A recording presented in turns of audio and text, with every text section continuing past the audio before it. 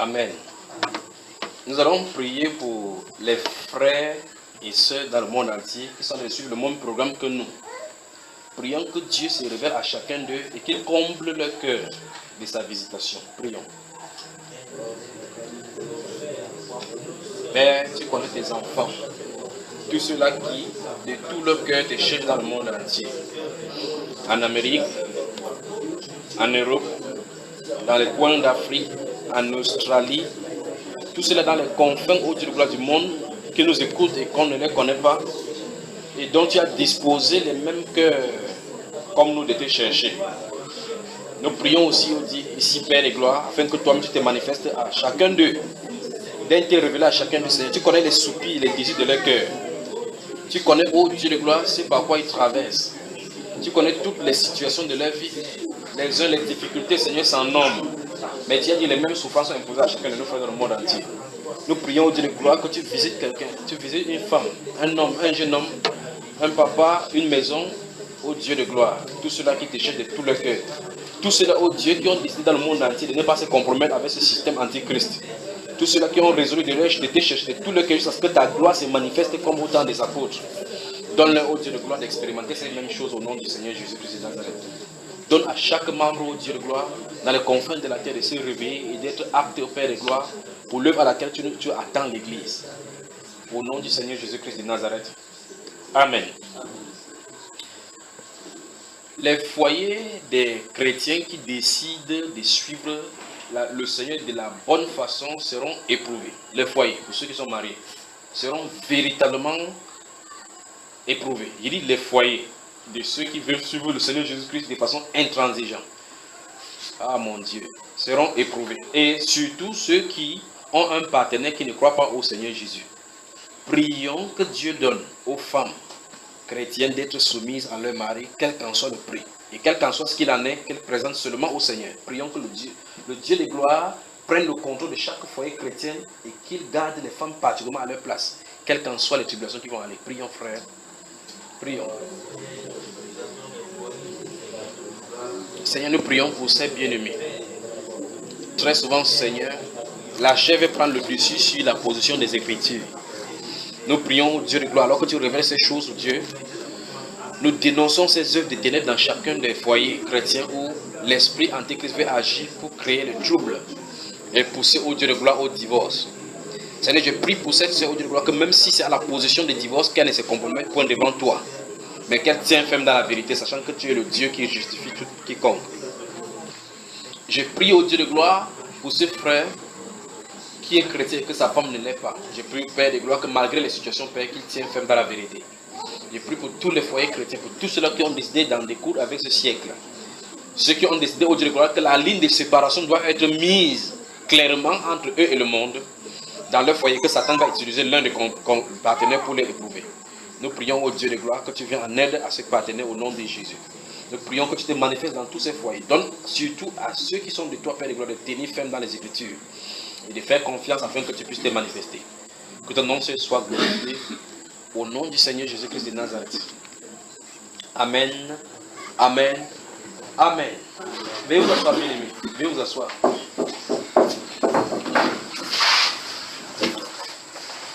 Que tout ce que vous faites au nom du Seigneur Jésus-Christ, souvenez-vous, ce n'est pas pour un homme, il le voit. Toutes les fois que vous mettez à genoux pour prier, souvenez-vous qu'on prie pour vous quelque part. D'accord, bien-aimés frères et sœurs, que le Seigneur vous fortifie. Voilà. Les squelettes des têtes des uns et des autres commencent à sortir, donc ça montre qu'au fur et à mesure ça avance. Courage. Vous savez, quand nous avons chanté la dernière fois, on prend courage, à m'aider l'Éternel, n'est-ce pas? Dieu t'a formé en marche vers le ciel.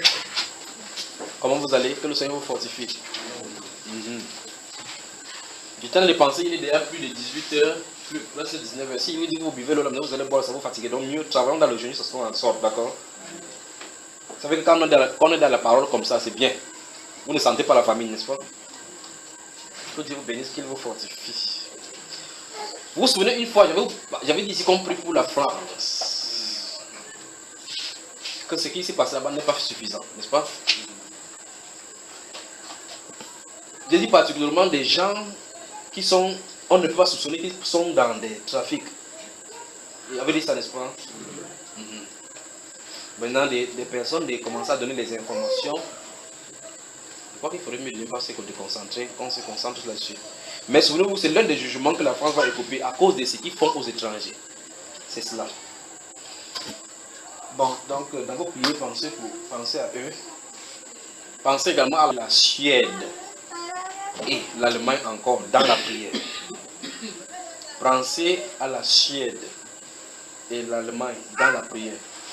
C'est déjà d'événements où les gens s'amassent en foule et que subitement quelqu'un à l'intérieur c'est un intrus. Pensez à eux dans la prière. C'est-à-dire que là où il y a des gens, des groupes, des personnes, les personnes se réunissent. Tout ça c'est pour créer la psychose, de telle sorte que les gens ne puissent plus être dans des bus, des transports en commun, dans des regroupements. Mais qu'est-ce qu'ils peuvent faire? Mais l'une des choses que vous devez savoir, pour tout ce qui est en train de se passer derrière tous les attentats, c'est que c'est le plan de Dieu d'une part. Vous savez, c'est bizarre, n'est-ce pas? C'est bizarre que je suis en train de dire que c'est le plan de Dieu. C'est le plan de Dieu d'une part que ces attentats se passent de cette façon-ci. Vous savez pourquoi?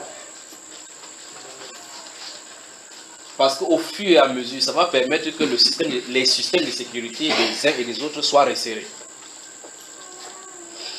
On va accentuer particulièrement sur le contrôle des systèmes de sécurité. À un moment donné, il y aura un décret pour faire le recensement mondial. Chaque pays aura la même loi pour pouvoir resserrer le système de sécurité. Et on aura un fichier unique, centralisé quelque part, où on contrôle les uns et les autres, de ceux qui vont et voyagent. Donc c'est là où on est en train de se diriger. Donc les attentats qui sont là, on va faire de telle enseigne que lorsqu'il y a attentat, tout le peuple, on dit maintenant pour vous sécuriser, il faut que chacun maintenant vienne s'enregistrer. Que chacun donne et vous donner tous les renseignements possibles sur vous, vos comptes bancaires, tout ceci, tout ceci. Bon, maintenant, chez les Blancs, c'est déjà avancé. Mais je dis que c'est le plan de Dieu qui est derrière. Pourquoi le plan de Dieu? Pour que le grand système dont la Bible parle puisse se mettre en place. Et donc là, derrière ces attentats, c'est tout en toile de fond le fichier mondial qu'on va faire. Tous les États vont obéir. Parce que tous les États, les États sont inter-échanges entre eux. Et par conséquent, pour que tu puisses voyager quelque part, quand tu quittes ici, à l'instant où tu achètes un billet d'avion, on peut savoir exactement que tu avais été déplacé. Frère, on est à la fin. On est à la fin. Donc ça ne sert à rien d'avoir un numéro masqué. Vous dites, j'ai un numéro de téléphone masqué, je vais appeler quelqu'un. Non, ça ne sert à rien, on connaît qui tu es. Même si tu masques ton numéro. On suit la conversation. Quelqu'un à l'extérieur en suit ton conversation. Vous envoyez un email, on sait exactement l'email que vous avez envoyé. Vous savez exactement, on sait quiconque vous avez envoyé, avec qui vous avez communiqué. Vous voyez ça, frère? Et on est mal barré. Vous avez les téléphones Android maintenant. Vous dites, je sais de WhatsApp. Vous remarquez que vous enregistrez avec votre numéro de téléphone. À l'instant où vous cliquez votre numéro de téléphone, ça affiche le pays dans lequel vous vous trouvez. Avec le drapeau directement. Dans votre pays, on est en train de faire le recensement général pour savoir qui a le numéro. Donc tu as un enregistrement avec ta carte d'identité, le lieu de naissance, avec ce numéro-là. Tu es en train d'envoyer le WhatsApp. Tous ceux qui ont sur ton numéro. Donc, si on peut avoir un grand fichier WhatsApp dans leur grand intérieur, on sait tous ceux qui sont sur WhatsApp. Tout ce que vous communiquez, ça passe par là. Frère, c'est la fin. Et puis un de ces jours, tu es en train de communiquer sur WhatsApp avec quelqu'un qui t'a contacté. Il commence à parler, par exemple, il est musulman, on le suivait depuis. Il t'envoie par hasard un numéro comme ça, un truc. Vous commencez à communiquer, tu es en relation déjà avec le terroriste. Sans t'en rendre compte. Un de ces jours, on te met la main dessus que tu es en relation avec le terroriste. Tu viens, on te montre au WhatsApp avec ce que tu communiquais. D'autres encore, vous avez sur votre téléphone, on vous dit de cliquer sur votre position géographique, localisation. Pour qu'on vous envoie les messages des météos en temps réel. Vous cliquez. Donc, à l'instant où vous cliquez pas, les satellites vous répètent exactement votre maison. On sait exactement quand tu as le téléphone, on sait exactement quelle position tu te trouves. Donc on peut envoyer quelqu'un de la France venir mettre la main sur vous sans demander à quiconque. Avec un appareil qui est devant lui, on regarde ta position, tu te déplaces, ça se déplace là-bas. Depuis l'Amérique, depuis la France. On vous localise. Vous dites non, je vais jeter le téléphone. J'achète maintenant mon radio, je suis. Le câble de téléphone que vous utilisez sont suffisants pour qu'on vous localise. Vous ne savez pas en quoi cette matière, les extrémités qui entrent et sur l'ordinateur et sur le téléphone. Vous ne savez pas à quoi ça sert.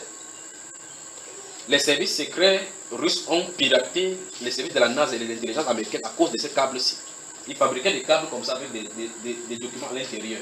Vous branchez sur votre machine, ça connecte sur les machines là-bas. Tout ce que vous faites, ils voient. Maintenant, vous avez quel... N'est-ce pas, quand vous avez un portable qui est gâté, vous allez au marché, vous achetez le rechargeur. Vous achetez, n'est-ce pas? Vous savez ce qui est dedans. Donc, on est mal barré. La seule chose, c'est être en Christ. Et être prêt pour le grand jour. Donc, frère, on est en sécurité nulle part en dehors de Christ. Même si vous dites que je vais me construire la maison en forêt, ils sont déjà là-bas. On passe des fibres optiques partout, non? On traverse ça partout, n'est-ce pas? Dans quelle forêt t'appartient? On dit que les zones qui sont libres appartiennent à l'État. Qu'est-ce que tu vas en dire? Donc il n'y a pas de refuge sur la terre. Il n'y a pas de refuge sur la terre. Tu dis maintenant qu'il faut mieux, je bois le poison, je meurs. Passeport pour l'enfer. Donc tu dois devoir vivre. Un frère bien-aimé, chacun va vivre. Pourquoi vous êtes venu sur la terre, vous allez vivre. C'est pourquoi je regarde des jeunes enfants comme ça, les générations qui vont nous suivre. Si le Seigneur tarde à venir, c'est qui va leur arriver. Donc ces choses, quand il vous dit souvent dans des enseignements, il dit que ceux qui travaillent dans les entreprises de téléphonie servent l'antichrist. Vous ne pouvez pas saisir, pour le moment, vous ne pouvez pas saisir. Ça peut être que vous pouvez dire, je suis radical. Mais les générations suivantes sauront exactement ce que je suis en train de dire. Quand on creuse là, ce qu'on utilise pour creuser, pour passer les fils optiques, normalement, ils sont en train de travailler, pointe la journée, 5 000 francs la journée. On les recrute pour qu'ils passent le câble. Le vrai problème, c'est qu'on ne peut pas vous dire que non. Le câble, c'est pour l'antichrist. On peut vous dire parce qu'eux-mêmes ne sont pas au courant. C'est qu'on travaille dans l'obscurité, c'est qu'on travaille. On travaille d'abord, premièrement, l'aspect bon, ce qui est bien pour le meuf. Vous savez ça? Ce qui est bien. Maintenant, c'est très facile. C'est à peine que quelqu'un puisse écrire la lettre comme on écrivait avant pour envoyer au village pour qu'on puisse lire. Puisqu'il y a le téléphone Android au village. Tu écris seulement que maman, je t'ai envoyé monogramme à tel numéro, pape, tu écris là-dessus. Parce que ça facilite la tâche, on gagne en temps. Il faut qu'on propose toutes ces choses-là. Les fils bancaires, les fils pour pouvoir aller payer de l'eau et de l'électricité. Vous voyez, vous restez chez vous, faites comme ça, vous payez. Quand vous payez, on envoie à votre compte que madame telle, avec votre nom, vous venez de payer une facture, on a débité telle chose de ton compte en quelques secondes.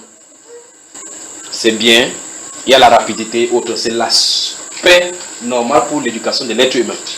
Qu'est-ce qui fait dans cet aspect? Pourquoi tu ne parles de ces choses ce soir, Seigneur Auguste? Nous sommes ici pour le jeune même au commun. C'est comme si tu étais dans une conférence là maintenant, qu'est-ce qui se passe? Permettez-nous de finir ici. Non, il faut qu'il quitte ce domaine-ci. Qu'est-ce qui se passe? Vous restez, vous dites, c'est bien. L'aspect là, on présente comme ça pour que vous soyez habitués. Pour que vous soyez habitués au point où vous ne pouvez plus vous séparer.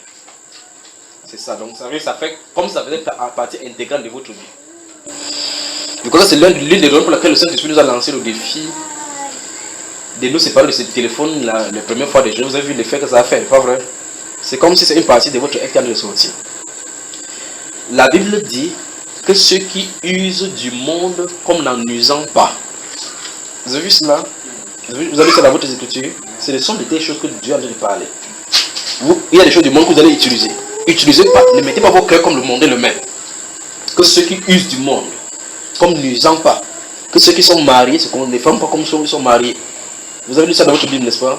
Vous usez du monde, vous allez utiliser ces choses-là. Faites attention que ça ne vous absorbe pas au point où vous ne pouvez pas vous en séparer.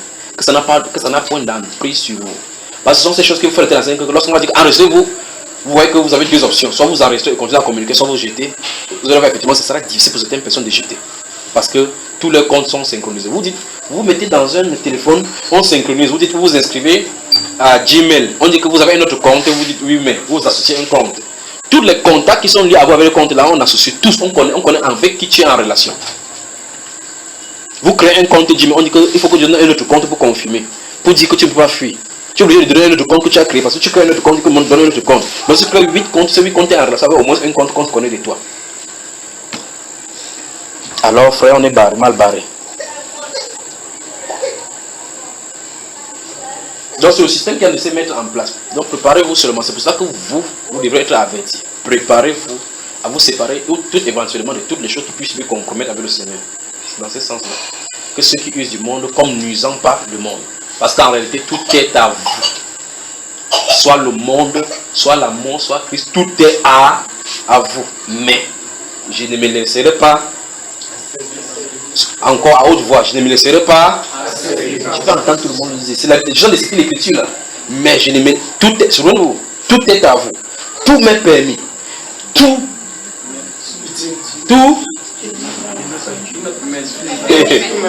Les frères bégayent, ils croient qu'il va falloir qu'on donne de l'eau en bois. Tout m'est permis, mais tout ne m'est pas.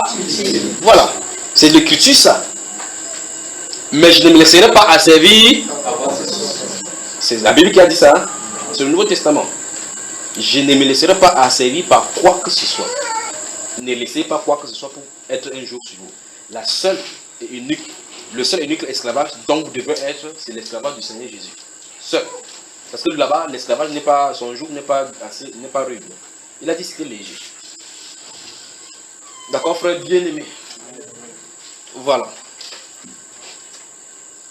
Donc faites attention avec vos outils. Et l'une des choses que je vous avais dit dans l'une des choses que je vous avais dit dans l'enseignement ici, c'est que tout ce qui se développe sur cette terre comme technologie, c'est pour lutter contre Christ et son Église. Tout. Tout ce que l'Antichrist peut développer. Il dit bien, tout ce qu'on peut développer, c'est pour lutter contre le Seigneur Jésus-Christ et son Église. Tout. Tout ce que vous voyez sur la terre, là, tout ce que vous voyez, les guerres, les crises économiques qu'on a de créer, c'est à cause de nous. Vous savez ça, frère? Il dit c'est à cause des chrétiens. Parce que tout le système est mis sur place. Le but pour lequel on fait cela, c'est que les chrétiens qui sont dans le monde puissent vivre dans la compromission. C'est pour cela que c'est là. Donc, nous vivons un temps où nous avons besoin de beaucoup de discernement. Pour savoir ce qui est avantageux pour me faire grandir spirituellement et ce qui peut me freiner de l'avancement vers le Seigneur. Vous devez discerner pour savoir ce qui vous est avantageux. Que ceux qui usent du monde comme n'usant pas du monde. Ne laissez pas que le monde s'agrippe sur vous. Regardez par exemple dans ce 1 Timothée chapitre 6, le verset 10 où il dit que car l'amour de l'argent est une racine de tout le monde et quelques-uns en étant possédés. Vous voyez cela, n'est-ce pas? En étant possédés. Possédés par quoi, frère? Possédés par... Voilà, vous voyez que vous êtes aguerris maintenant. Or, on n'a pas dit qu'ils sont possédés par l'argent parce que l'argent doit être utilisé. On doit utiliser l'argent. Pas que l'argent doit nous contrôler. Vous voyez? Quand tu es possédé par l'amour de l'argent, tu as une cupidité extrême. Donc tu peux vendre ton enfant pour avoir de l'argent. Coucher avec ta fille pour avoir de l'argent. Te compromettre d'une façon pour avoir de l'argent. Pourtant, cet argent, frère bien-aimé, c'est un bout de papier qu'on a frappé, c'est quelque chose là-dessus. On a décidé que ce bout de papier-ci, on met 10 000 francs sur ça. On met 100 € ici. On met 500 € ici. Tous ces bouts de papier, c'est le bout de papier des champs qu'on a coupé comme ça, en une forme. C'est le même papier qu'on utilise pour faire des cahiers. Mais on a décidé que c'est ici. Et à cause des bouts de papier, les êtres humains s'entretuent sur la terre. Regardez jusqu'à quel niveau on est descendu. C'est-à-dire que tu as 10 000 francs entre les mains que tu es sorti comme ça. Vous voyez quelqu'un se place quelque part, il est comme ça, waouh, il sort le couteau. Donne-moi les 10 000 là. Il met le couteau sur toi pour un bout de papier. Qu'est-ce qu'il va en faire avec? Il se tourne là-bas, il achète le chanvre, il fume pour se détruire. Il se tourne là-bas, il achète la cigarette pour se détruire. L'alcool pour se détruire, frère. Acheter le couteau pour l'humer encore. Vous voyez ce que Satan a mis en milieu, non? Dieu merci qu'au royaume du ciel, il n'y aura pas de l'argent là-bas. Il n'y aura rien de ce système-ci. Que notre royaume arrive rapidement. Vous voyez pourquoi l'épouse doit suppurer que le Seigneur vient. L'épouse doit suppurer que le Seigneur vient. Et maintenant, pour que l'épouse suppure que le Seigneur vient, il faut que l'épouse soit en bon état. Il doit retrouver l'épouse d'état dans qu'on peut entrer pour la noce. On doit se donc préparer. Dis à ton prochain, à côté de toi, préparons-nous. En effet, nous y sommes dans la préparation. Nous y sommes. Toutes ces choses-ci, c'est la préparation. D'accord? Ne nous laissons pas déconcentrer par quoi que ce soit, par les voies qui vont faire pour nous distraire, pour nous distraire dans nos marches, comme j'ai suivi, vous avez prié tout à l'heure là. Qu'on ne laisse point nous compromettre, qu'on ne laisse point nous distraire. D'accord? Vous suivez, n'est-ce pas, frère? Ne laissons rien nous distraire. Tout ce qui se passe, alors qu'on n'a pas atteint l'objectif, c'est la distraction. Tout ce qui se passe, alors que tu as de suivre un cheminement pour avancer, si on n'a pas encore atteint le but, tout ce qui se passe, c'est la distraction. Très souvent, vous remarquez par exemple, comme nous sommes au Cameroun, vous remarquez que l'équipe nationale du Cameroun a eu beaucoup de problèmes. Et chaque fois qu'il y a un problème, c'est problème de primes et problème de dirigeants dans la Fédération camerounaise de football. Lorsqu'on va finir, on dit que telle personne n'est pas qualifiée pour être président. Les personnes qu'on va finir, présenter, qu'on va finir de mettre là-bas, on va mettre, le problème va se poser. À un moment donné, quand il n'y a pas de compétition internationale, tout semble se calmer. Lorsqu'une compétition recommence par la suite, subitement le problème surgit. Quel est le but de ce problème? Pour compromettre la compétition, pour distraire. Par conséquent, le moral du troupe n'est pas au bon fixe pour aller combattre. Toute personne qui se laisse distraire par de telles choses ne peut pas atteindre l'objectif. Alors vous voyez, à un moment donné, donc, on dit que l'objectif était de participer. Donc il ne partait pas pour gagner. L'objectif était de participer. Oh frère bien-aimé, notre objectif, ce n'est pas seulement d'avoir été dans ce monde-ci. Non. Dieu ne nous a pas laissé, Dieu nous a pas envoyé pour qu'on vienne accompagner les gens. Dieu nous a envoyé pour qu'on ait un rôle dans son film. Comme mettre une empreinte. D'accord? Mettez votre empreinte de la bonne façon. Ne sortons pas de ce monde comme des chiens. Sortons, même s'il faut qu'on donne de notre sang. On donne de notre sang pour la gloire du royaume. Ces jours-là, quand on va fermer les yeux, les martyrs vont chanter avec nous là-bas. D'accord? Toute calomnie donc, toute mensonge qu'on dit de ton nom, laissez-le tranquille, laissez tranquille, le Seigneur est au courant. Parce qu'il est habitué. On dit qu'il était habitué à la homme de... Voilà. Semblable à celui dont on détourne le visage. Et lui, c'est le bois vert, frère. Lui, notre Seigneur Jésus, c'est le bois vert. Et il a donc dit, si on fait ça au bois vert, quand sera-t-il des bois secs? Donc voilà. Le bois qui produit la vraie sève, qui est la vie. Quand sera-t-il de vous qui êtes greffé là-dessus, dont les branches peuvent se sécher à tout moment? Il dit, si on a cassé, vous savez, si on casse les branches vertes, c'est pas facile de casser. Mais quand le branche, lorsque vous appuyez, ça fait cac, ça se casse. Et c'est ce que nous sommes, fragiles, des ouvriers inutiles, mais qui nous tapons la poitrine chaque fois et défions même le Seigneur dans sa gloire. Ne sachant pas que nous tous nous passerons un jugement au devant de lui. Donc, gardez-vous de ne pas vous laisser distraire. D'accord, frère bien-aimé? Le Seigneur est à l'œuvre. Souvenez-vous, vous faites pour vous, laissez le Seigneur faire le sien. Vous allez lire dans la méditation le livre d'Ézéchiel du chapitre 8 jusqu'au chapitre 12. Dans la méditation, d'accord, lisez cela dans la méditation. Ézéchiel du chapitre 8, je me sens vraiment en forme ce soir, c'est pas vous. Donc je pense qu'on peut vraiment prêcher ici, même 4 heures de temps, aujourd'hui ou 5 heures, si vous me permettez. Comme vous aimez trop dire que le frère Junior dit trop là. C'est que lorsqu'il voit que on vient à 18h, on va rentrer 21h, 22h et qu'on n'a pas de temps, je vous dis, vous trouvez des fériés, faites-nous en savoir pour qu'on puisse avoir le temps de parler. On parle beaucoup, on met des pauses et puis on parle. Il y a beaucoup de choses à partager dans cette parole-là qu'on n'est pas encore arrivé même au tiers même de ce qu'on doit découvrir dans la parole. Je crois que même que si le Seigneur ne vient pas, on va quitter nous tous ces textes sans avoir encore découvert ce qui est censé pour nous là-bas. Donc, Ézéchiel, c'est ça? Chapitre 8 jusqu'au chapitre 11. Lisez dans la méditation. Jusqu'au chapitre 12, oui. Ajoutez le psaume 89 là-dessus. Merci, Père. Ma Bible se trouve dans cette maison-ci. Merci. Que Dieu vous bénisse. Donc, le psaume 89 et Ézéchiel chapitre 8 au chapitre 11. Lisez vraiment dans la méditation pendant que vous serez dans votre temps. Il n'est pas dit ici. Quand vous serez à la maison, lisez doucement dans votre temps de prière. Souvenez-vous de Ésaïe 1 Pierre, psaume 103, 1 Pierre Colossiens. Et souvenez-vous de ce qu'il dit lors de l'enseignement précédent par rapport à la sensibilité du Saint-Esprit, n'est-ce pas, frère?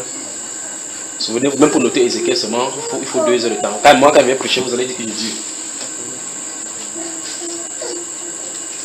Ézéchiel chapitre 8 au chapitre 12. Et puis le psaume 89. Donc les 2 premiers piliers de ce moment de jeûne-ci, nous avons déjà vu, pas vrai? Nous avons vu la séparation définitive, restitution effective, et maintenant il reste le pardon, la libération par le pardon. Est-ce que le Seigneur voudrait que nous parlions de ça ce soir? Bon, pendant ce temps de jeûne, vous laissez donc vêtements conduits par le Saint-Esprit, n'est-ce pas? Est-ce qu'il agit avec vous? Vous le sentez à l'œuvre? C'est quand même étonnant lorsque vous voyez la façon dont Dieu agissait dans l'Ancien Testament, comme il agissait avec les disciples.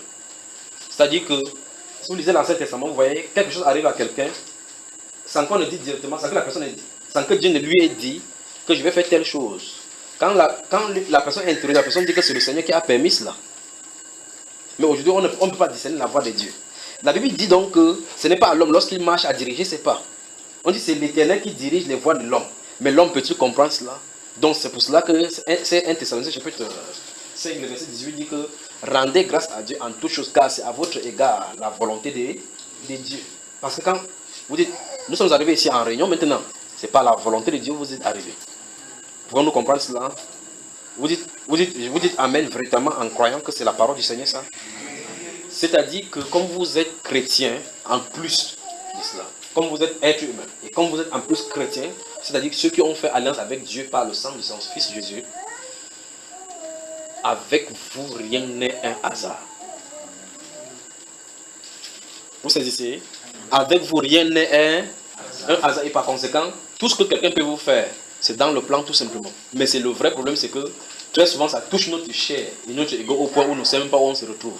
Dieu veut souvent réformer notre vie. Dieu veut souvent réformer notre vie. Il utilise donc les choses que nous pouvons considérer comme des choses folles. Ça peut aller de la maladie jusqu'à la mort pour nous réformer, pour nous donner une nouvelle destinée, nous conduire encore sur la voie qu'il veut pour nous, pour passer à une autre étape, mais nous ne semblons pas percevoir cela. C'est ce qui nous arrive très souvent. Et par conséquent, quand on ne comprend pas ces petits principes, on commence à murmurer. Et murmurer, c'est vrai, on dit qu'on va redoubler la classe. Je crois que cet enfant qui est dehors là veut que quelque chose lui soit dans la bouche. Vous qui êtes dehors, vous me suivez bien. Que Dieu vous bénisse. Que Dieu vous bénisse, vous qui êtes dehors aussi. Oh, les frères dans le monde entier pensent à vous. Et je crois que vous êtes mature ici vraiment pour écouter certaines choses et pour dire certaines choses, pour recevoir certaines choses. Dieu voulant, on va voir. Donc, je vous rends. Donc, voici, nous sommes à la cuisine. Ça, c'est avant-hier que ça se passe au 2 ou 3, je ne me souviens plus. Il y a une femme qui m'appelle de Bordeaux, en France, dans un village là-bas. Elle a écouté l'enseignement, elle était une ancienne catholique. Elle a écouté les enseignements sur la chaîne YouTube Bamba Iba. Elle se trouve là-bas. Elle appelle. Nous voici, nous sommes vers 18h. On se prépare à couper le jeûne. Je parle de la sensibilité du Saint-Esprit, les choses que Dieu peut vous faire. Alors, je suis en train de causer avec elle sur l'ordinateur. Je porte l'ordinateur du salon, je vais mettre à la cuisine, mettre sur la table de la cuisine, le temps de couper le jeûne. Mon épouse est en train de préparer, on est en train de mettre à table. Et je suis en train de causer avec elle. Subitement, le Saint-Esprit lui dit, je vais prier pour toi maintenant. Et puis je dis, tends la main. Oh mon Dieu, quand vous savez, le Saint-Esprit, quand il fait les choses, il tend la main. Vous imaginez que quelqu'un tend la main au travers de l'écran. Il dit, ok, maintenant j'ai arrêté ta main, je vais prier pour toi. Cette douleur, dans le ventre, on prie à distance. Elle est à Bordeaux. Vous suivez ça, frère? Après, il lui dit, va aux toilettes. Elle va aux toilettes, elle rentre. Il dit, ok, mercredi, donc à midi. Ce jour, mercredi, elle a appelé. Comment tu vois? Elle dit que frère, elle n'a pas encore expérimenté ça. Depuis le jour-là, le mal a disparu. Et puis, et plus grave, les choses qu'elle... Je n'ai parlé du fait qu'il n'y a pas de hasard. Plus grave maintenant, j'avais des problèmes avec telle personne depuis. La personne a appelé. Vous voyez les choses, Dieu commence à écarter la voix. La paix à l'intérieur revient. Toutes les choses, elle commence à voir en clair dans comment Dieu peut agir. Il lui dit, ma soeur, qu'est-ce que tu peux dire de ce que Dieu a fait? Tu es à distance. Comment tu pensais que ça pourrait arriver? Non. Donc il arrive des moments où Dieu, pour se manifester, n'a pas besoin même de ta propre foi. Pour se manifester. Vous pouvez voir ça, vous pouvez arrêter sa main au travers de l'écran. D'accord, mon frère? Hein?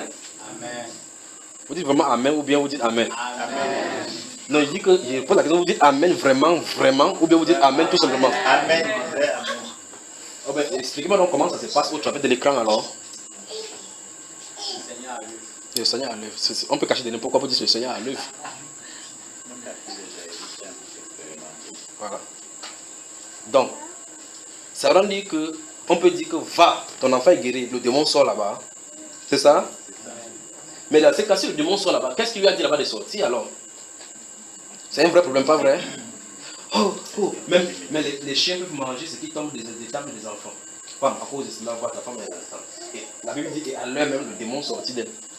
Personne n'a dit au démon que je te commande de sortir. Il dit que femme, ta foi est grande, ton enfant est lourd. À l'heure même, le démon sortit. Qui a dit au démon de sortir? Frère, marchez par l'esprit. Marchons par l'esprit. Marchons par l'esprit. Alors vous pouvez voir quelque chose sortir de votre corps, traverser dans l'écran. Vous pouvez sentir cela. Quelque chose sortir, traverser dans l'écran et agir. Vous pouvez savoir cela. Vous pouvez savoir que quand quelque chose sort et agit au travers de l'écran.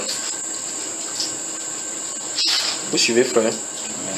Qu'est-ce que le Seigneur vous a montré durant ces moments avant qu'on avance dans le troisième pilier, si Dieu le permet? S'il commence à donner les versets, on va prendre. Avez-vous eu des choses? Si vous n'avez pas eu des choses, s'il n'y a pas de... Oui, frère, viens là. Que Dieu te bénisse. Tu parles à haute voix. Hein?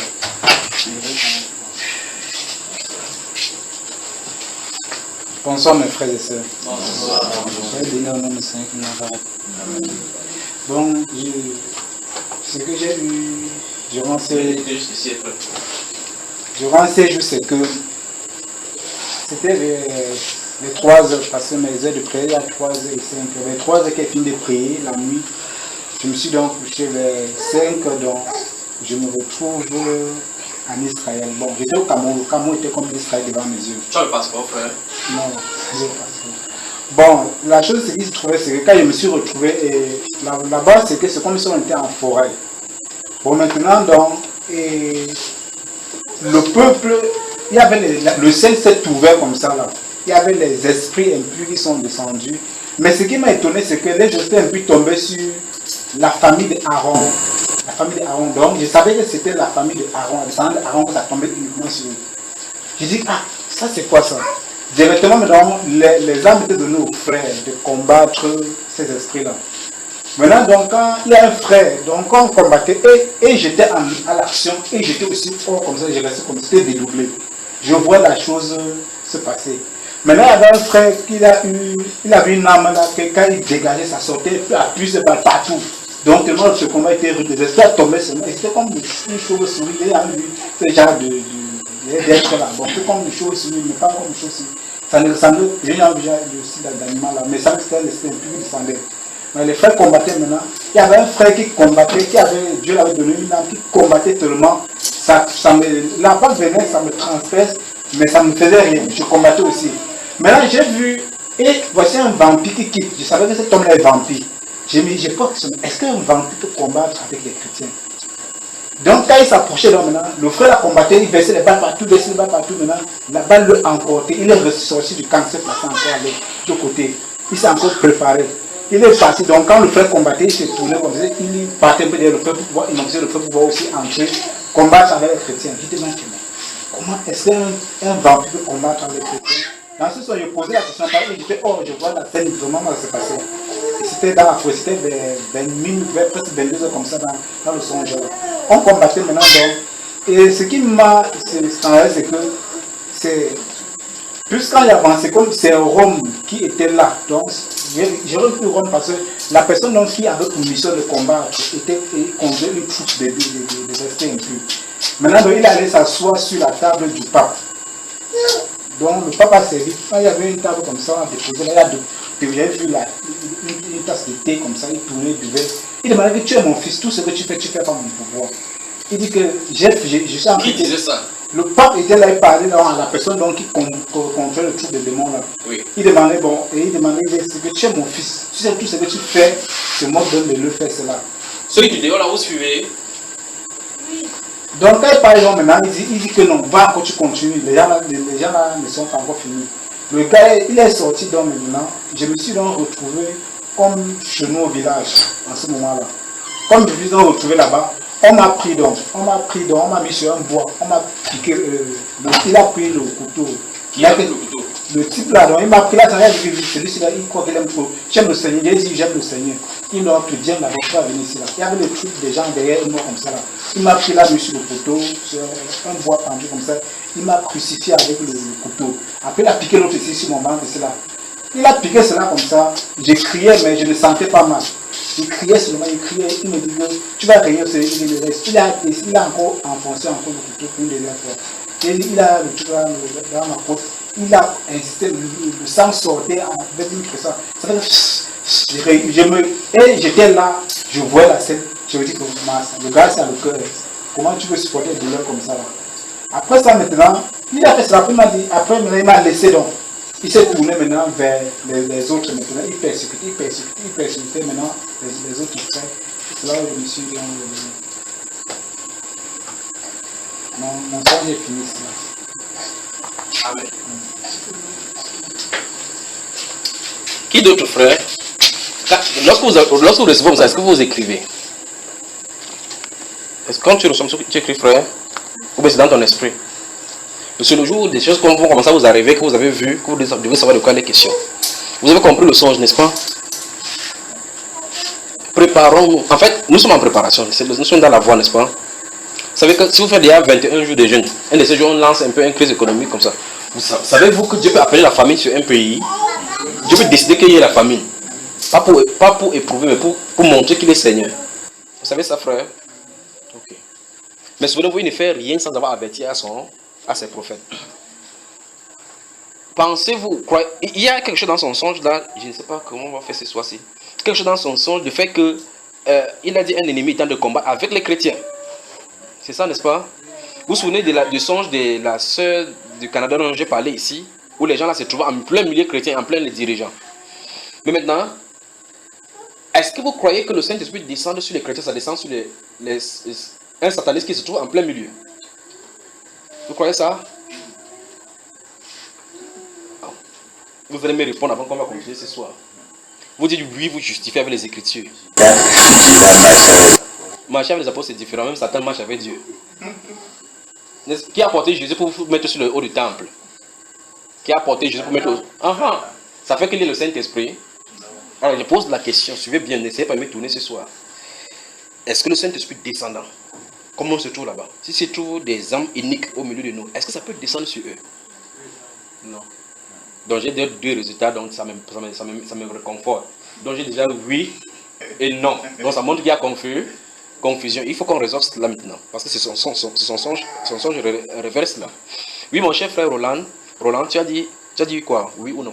Non, pourquoi? Pourquoi? Parce que le Seigneur Jésus-Christ dit, j'enverrai le Saint-Esprit au Consolateur que le monde ne peut recevoir parce qu'ils n'ont pas connu et aimé la vérité. Oui. Dans les fils du monde ne peuvent pas recevoir le Saint-Esprit encore. Non. Je ne parle pas de recevoir. Recevoir le Saint-Esprit, une chose. Regardez, suivez bien le mot que j'ai utilisé.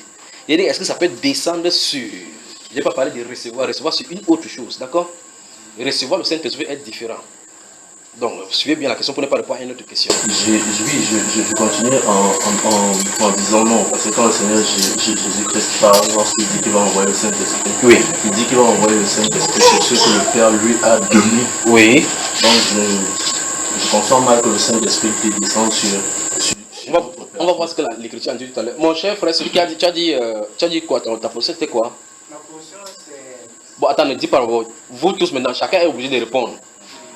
Le Saint-Esprit peut-il descendre sur un impie alors qu'il se trouve en plein milieu de l'assemblée lorsque le Saint-Esprit descendre? Ceux qui disent oui, levez la main, voir.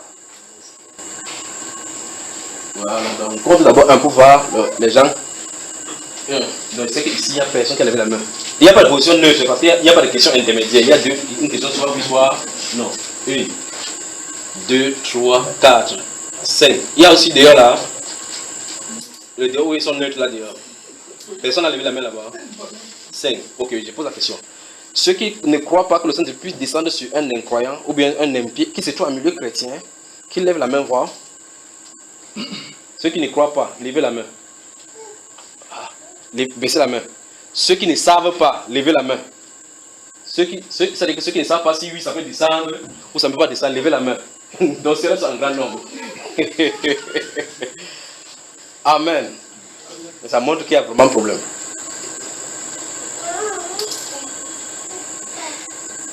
Ça montre qu'il y a problème. N'est-ce pas, frère? Je crois que, si vous permettez, on résout un peu cela avant d'aller. Bon, on va d'abord rentrer dans la nature. On va rentrer dans la nature et voir cela dans la nature. Je vais vous titiller ce soir, vous laisser vous rentrer avec.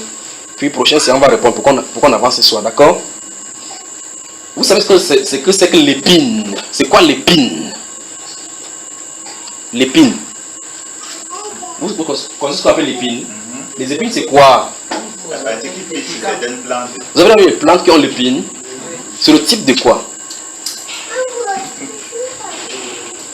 L'épine représente quoi dans le royaume? Les mauvais? Parlez à haute voix. L'épine représente quoi? Voilà. Ou bien, je vais dire cela. Vous savez que dans le champ, il y a les bons herbes, pas vrai? Il y a les mauvaises herbes. Dites-moi sur quelle l'eau des bénédictions du ciel tombe. Comment? Ok. Si les deux dons se trouvent dans un endroit désertique où chacun est en train de jeûner, et priant, lorsque l'eau tombe là pour la première fois, qui dit Alléluia, Amen? Tous les. La personne qui a d'abord dit tout à l'heure, non, c'est lui qui a réaffirmé déjà comme ça là. Alors avec cette allégorie là maintenant, allez travailler. Et puis on va revenir, on va rentrer dans les Écritures maintenant pour que vous allez voir que ce que l'homme pense, ce que l'homme dit, ce que les théologies disent, c'est différent de ce que quand vous connaissez Dieu, la façon de Dieu d'agir. Je ne parle pas de recevoir le Saint-Esprit. Recevoir le Saint-Esprit, c'est pour ses enfants, c'est pour le Fils. Le Saint-Esprit est donné au Fils. Vous n'êtes pas fils oublié. D'accord, frère? Genèse chapitre 27. Notez donc, notez, on va commencer ce soir. Que Dieu vous bénisse, que la grâce et la paix de notre glorieux Seigneur Jésus-Christ vous bénissent. Amen. Notez Genèse chapitre 27. Merci Père. Merci Père. Je crois que ce soir nous allons voir la première partie de cet enseignement. C'est la première partie, nous allons voir ça en plusieurs parties, comment, selon que Dieu va vouloir. Donc en premier lieu, nous avons vu la séparation, c'est ça? La séparation définitive avec toutes ces choses-là. En deuxième partie, nous avons vu la restitution effective. Veillez à restituer cela. Veillez à restituer. J'ai fait ma part avec mon épouse. J'ai restitué ce qu'il y avait à restituer. Et commencez à y penser parce que c'est grave. Commencez à y penser parce que dans le monde, c'est en train de créer des situations. Les gens qui ont beaucoup de problèmes, qui auront beaucoup de problèmes, ce sont les gens qui ont quitté le pays d'une certaine façon. Vous savez comment ils quittent le pays? Allez et deviennent chrétiens là-bas. C'est là où vous rencontrez maintenant que vrai, vous avez tourné en rond. Il faut revenir à la case départ pour recommencer. Vous ne pouvez pas fuir Dieu. Quand Dieu a l'œil sur vous, montez, descendez, vous allez retourner là où il vous attend. Vous ne pouvez pas le fuir. Tout peut sembler bon.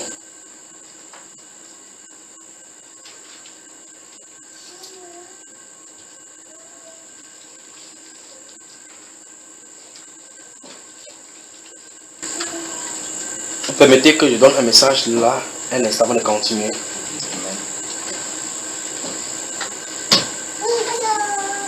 Dieu veut traiter avec certains styles d'orgueil. Permettez que je délivre ce message là maintenant. Il faut que je m'en débarrasse là maintenant. Merci Père. Dieu, il y a plusieurs styles d'orgueil. Dieu veut en découdre. Ça c'est au milieu chrétien là maintenant.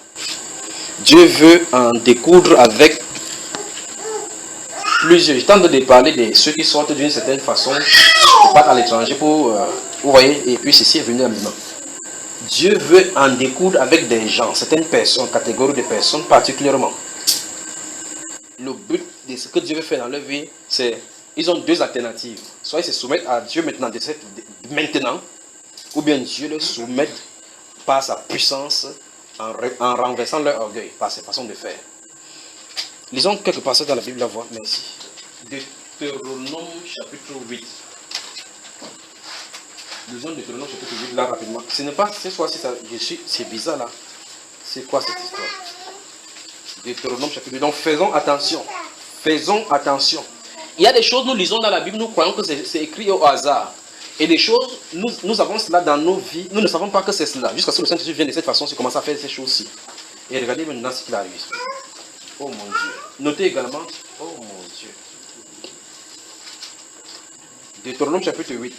Notez au chapitre 6 aussi, le verset 12. On va y arriver là. Mon Dieu. Mon Dieu. Vous y êtes? Commençons par Deutéronome chapitre 6, le verset 12. On lit ce qui est écrit là-bas. On lui donne cela. Et puis on va aller dans Deutéronome chapitre 8.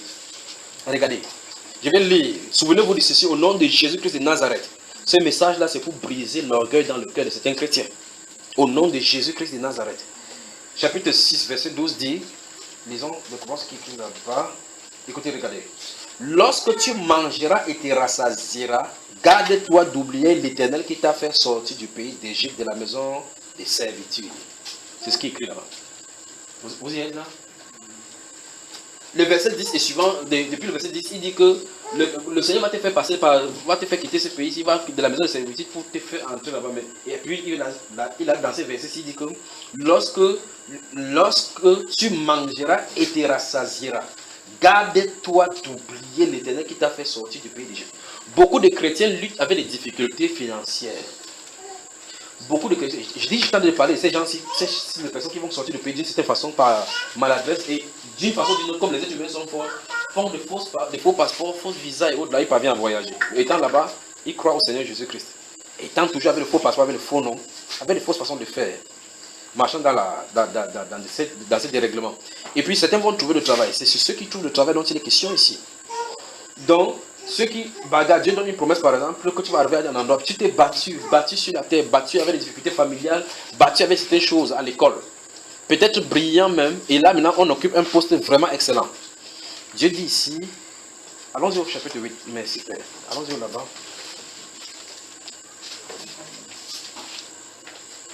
Alors on y va. Je vais lire à partir du verset 2. Je veux que vous gardez ceci à l'esprit. Et que si vous avez des frères et des soeurs qui les conseillent, faites-les comprendre que c'est l'ordre du Seigneur. Ils doivent revenir sur terre. Ils doivent redéposer leurs pieds sur terre. Et reconsidérer leur voie. Sinon le Seigneur va kenailler au niveau de leur emploi. Et leur emploi sera pour eux une occasion de chute. Ils vont savoir que Jésus-Christ est Seigneur. Maintenant suivez attentivement. Verset 2. Souviens-toi, nous sommes dans Deutéronome 8 là, tout le monde avec moi.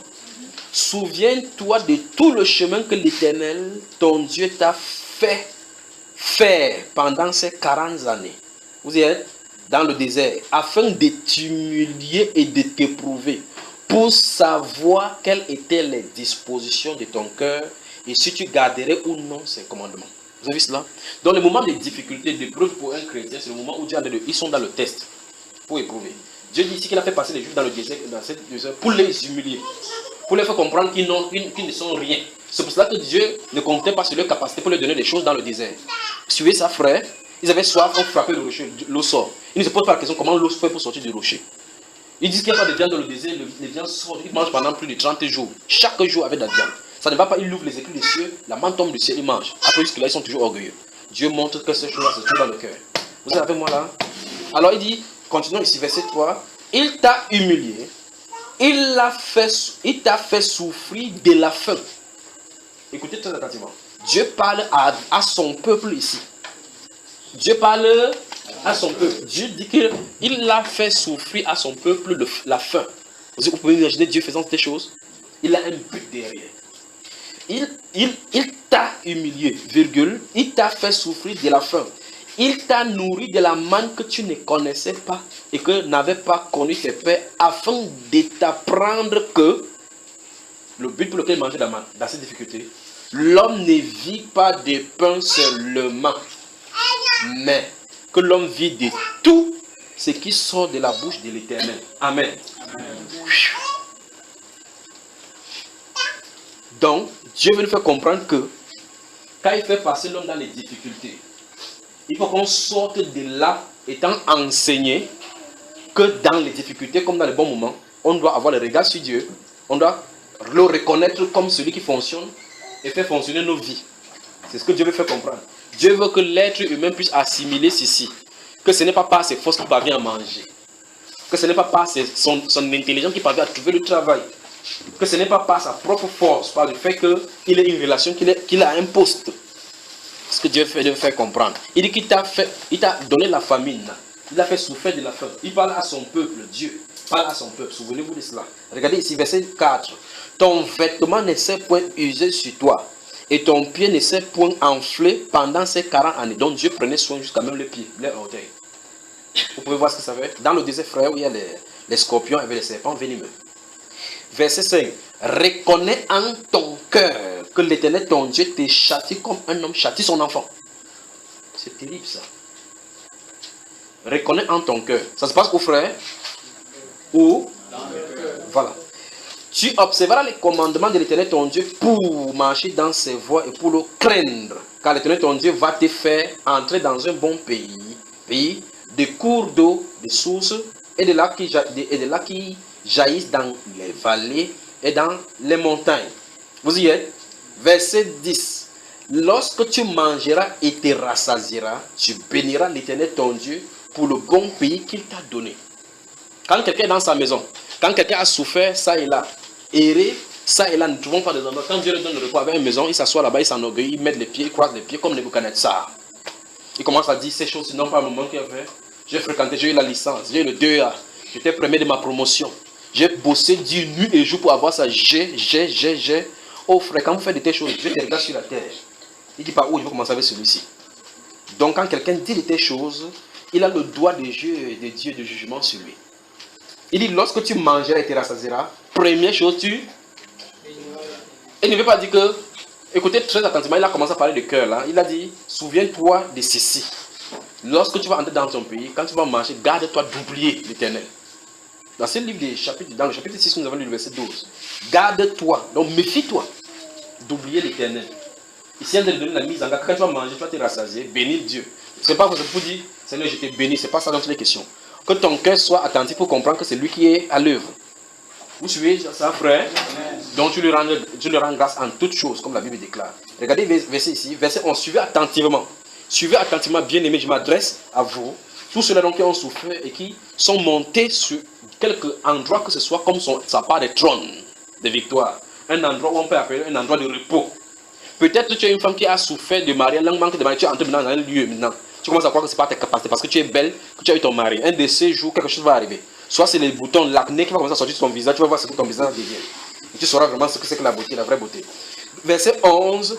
Garde-toi d'oublier l'Éternel, ton Dieu, au point de ne pas observer ses commandements, ses ordonnances et ses lois que je te prescris aujourd'hui. 12. Lorsque tu mangeras et te rassasieras, lorsque tu bâtiras et habiteras de belles maisons, lorsque tu verras multiplier ton gros et ton menu bétail, s'augmenter ton argent et ton or, et s'accroître tout ce qui est à toi, prends garde que ton cœur ne s'enfle, souligné. Prends garde que ton cœur ne s'enfle. Chrétien, attention à la richesse et aux bénédictions de Dieu. Chrétien, attention à la bénédiction et aux richesses que Dieu vous accorde. Dieu veut humilier les gens. C'est universel là maintenant, c'est dans le monde. Dieu veut le faire. Regardez, prends garde, nous sommes au verset 14. Prends garde que ton cœur ne s'enfle et que tu n'oublies l'Éternel ton Dieu qui t'a fait sortir du pays d'Égypte, de la maison de servitude, qui t'a fait marcher dans ce grand et affreux désert où il y a des serpents brûlants et des scorpions, dans des lieux arides et sans eau, et qui a fait jaillir pour toi de l'eau du rocher le plus dur. Vous avez ça, frère? Qui t'a fait manger dans le désert la main inconnue à tes pères, afin de t'humilier et de t'éprouver pour te faire ensuite du bien.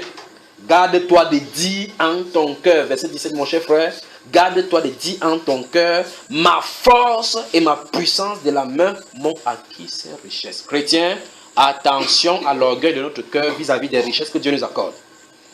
Chrétiens, attention aux richesses, au poste de travail, au mariage, au succès, aux richesses que nous avons eues après des difficultés. Attention. Attention à ce qui sort sur notre cœur. Il y a des gens qui, il dit bien, initialement tu vis à la maison avec un pauvre, vous vivez comme ça, subitement tu es à la maison, tu as le canapé, les propres frères avec qui tu souffrais viennent, tu ne peux pas les laisser s'asseoir sur le canapé. C'est terrible, c'est terrible. C'est terrible. Donc Dieu va entrer dans ces choses aussi. Si c'est quelqu'un qui a un foyer et qui essaie de bloquer quelqu'un, fermer les entrées comme la Bible déclare, c'est là-bas que l'humiliation va venir. Si quelqu'un a du travail et que les frères n'en profitent pas, comme Dieu le dit, il a dit, souviens-toi, ne pas oublier Dieu. C'est là au niveau du travail que Dieu va mettre le doigt, secouer, agiter, afin d'humilier. C'est-à-dire, si la personne est plus haut, il va chuter, aller plus bas. Et quand on est plus bas pour monter, c'est encore terrible. Donc je crois que monsieur a quitté l'islam maintenant ce soir. Je suis libre là maintenant. Je suis libre. Oh, j'ai eu les diplômes. J'ai eu les diplômes. Tu as les diplômes plus que qui? J'ai toujours fréquenté ici dehors. J'ai fréquenté à l'université de Sorbonne, à Harvard. J'ai soutenu ma mémoire avec mention très bien. Tu as soutenu plus que les qui? Il y a des gens qui n'ont même pas eu le diplôme que tu as. Ils ont été appelés les grands architectes, des grands scientifiques de ce monde. C'est sans diplôme. Allez demander à chaque professeur d'université quel diplôme Einstein avait. Vous savez, pensez qu'il avait le baccalauréat? Le voilà qui perturbe les professeurs agrégés aujourd'hui. Ecclésias chapitre 9. Sortons ici avec ces livres-là. Ecclésias. Oh mon Dieu, qu'est-ce qui ne va pas? Frères, gardons-nous d'avoir un cœur orgueilleux au point de croire que si nous avons du succès dans quelque domaine que ce soit, c'est parce que nous méritons. Gardons-nous de cela. Gardons-nous cela parce que la souffrance nous y dispose. La souffrance nous y dispose. Au bout de cet orgueil-là se trouve la souffrance qui sera sans fin. Ecclésias chapitre 9. Vous y êtes? Vous êtes dans Ecclésias? Vous êtes dans Ecclésias? De toute façon, si vous êtes dans ces messages, vous y êtes. Ecclésiaste chapitre 9, je vais lire le verset 11. Écoutez très attentivement. J'ai encore vu sous le soleil que 1. La course n'est point aux agiles. La main là. La page 672.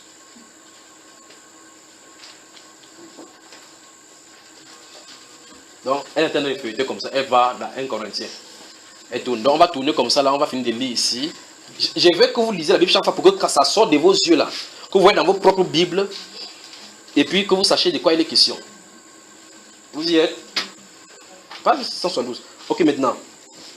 J'ai encore vu sous le soleil. C'est celui à qui Dieu a donné la sagesse pour essayer de questionner les choses du monde. Questionner les choses dans l'univers afin de nous donner les instructions concernant cela. Pour qu'on ne se casse plus la tête derrière. C'est lui qui a écrit cela. Ecclésiaste chapitre 9, le verset 11, page 672. Vous allez profiter maintenant pour dire maintenant que mieux on arrête. On va prêcher. Il va vous donner des passages, vous avez écrit même comme ça là. Amen. Quand on coupe la lumière, vous êtes content. Verset 11 de ce livre de chapitre 9. Il dit, j'ai encore vu sous le soleil que la course n'est point aux agiles, virgule. Regardez très attentivement. Il dit que la course n'est point aux agiles. C'est-à-dire que ce n'est pas parce que tu es léger que tu vas gagner une course. Ce n'est pas parce que tu as gagné que tu as les jambes faciles que tu peux gagner une course. Non, j'ai fréquenté, mes parents ont dépensé sur ça. Les parents aussi, qu'est-ce qu'ils disent? J'ai dépensé toutes mes plantations, j'ai vendu le cacao, j'ai souffert ici. La maman, qu'est-ce qu'elle dit? J'ai vendu le beignet ici depuis. Regardez, ma peau comme ça, c'est le feu qui a brûlé pour t'envoyer à l'école. Et mon fils est avocat aujourd'hui. Ouh, mon fils est avocat. Il est au barreau de Cameroun. Ouh, tu es avocat. Et c'est ça, vous invitez la sorcellerie de la famille. Quelqu'un qui n'a pas pu avoir, ça dit que je vais te montrer. On mange son cœur là que la nuit. Après, tu commences à dire que les jaloux vont mourir. Les jaloux vont mourir. Les jaloux vont mourir. Pourquoi? Vous ne savez pas que vous avez ouvert la porte par l'orgueil. C'est difficile que dans la bouche de quelqu'un, vous entendez quelqu'un dire, par la grâce de Dieu, ce que j'attendais, Dieu m'a accordé. C'est que j'ai vu, j'ai mon oncle qui est là-bas, mais il a cogné la porte fort comme ça, on a ouvert la porte. Ton oncle est Dieu, non? Ah, le jour du mariage, vous voyez, les gens font les balles comme ça. Pim, pim, parlez encore, pim, pim, parlez encore. Pendant que je dis pim, pim, parlez encore, quelqu'un dit aujourd'hui la mairie, demain le tribunal. Donc, pendant que tu es en train de prophétiser que pim, pim, parle encore pour guérir, il est en train de dire que demain on vous attend au tribunal. 2 jours après, qu'est-ce qui se passe? Que je regarde même, qu'est-ce que tu m'as envoûté avant qu'il ait dit oui? Faisons attention. D'accord, frère? Faisons attention. Vous voyez d'où les domaines où nous avons besoin de repentance, de quelqu'un de marcher. Vous allez au travail, vous marchez, vous êtes orgueilleux, vous voyez quelqu'un en route qui n'a pas trouvé le travail. Et d'autres encore, vous venez habiter chez lui. Pour ceux qui sont sous vous venez habiter chez lui. Il dit que on va chercher le travail. Et lui sait combien c'est difficile de pour avoir le travail. C'est-à-dire que tu sors, tu marches comme ça, que je cherche le travail. Je cherche le travail. Il ne peut pas te dire que voici ce qu'on va faire pour que tu aies le travail. Prions, voyons ce que Dieu va orienter. Il dit que tu ne sors pas chercher le travail. Qu'est-ce qu'il y a? Tu restes là, tu dors. Comme moi, je me suis battu, hein. Tu dors, ta vie dort. Avez-vous vu dans la Bible que les gens se fatiguent chaque fois, mais Dieu donne à sur leur couche le pain à manger à ses enfants? Peut-il donner vraiment à ses enfants? Ah, c'est vrai, tes enfants, hein? Pas les enfants orgueilleux, comme nous sommes dit. Eh, bien aimé, donne-la comme ça, je mets ici. La Bible, prenez. Ecclésiaste chapitre 9, donc, verset 11. J'ai encore vu sous le soleil que la course n'est point aux agiles, ni la guerre aux vaillants. Nous avons vu effectivement les Philistins avaient un grand vaillant guerrier, appelé qui est encore là?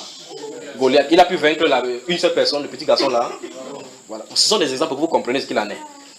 Il dit, ni la guerre aux vaillants, ni le pain aux sages. C'est pas parce que tu es sage que tu vas toujours avoir de la nourriture pour manger. Vous y êtes? Il dit, ni la richesse aux intelligents. C'est pas parce que tu es intelligent que tu vas être riche. Donc, ton intelligence ne veut pas dire que tu es riche. La majorité des scientifiques qu'on exploite leurs formules aujourd'hui sont morts pauvres.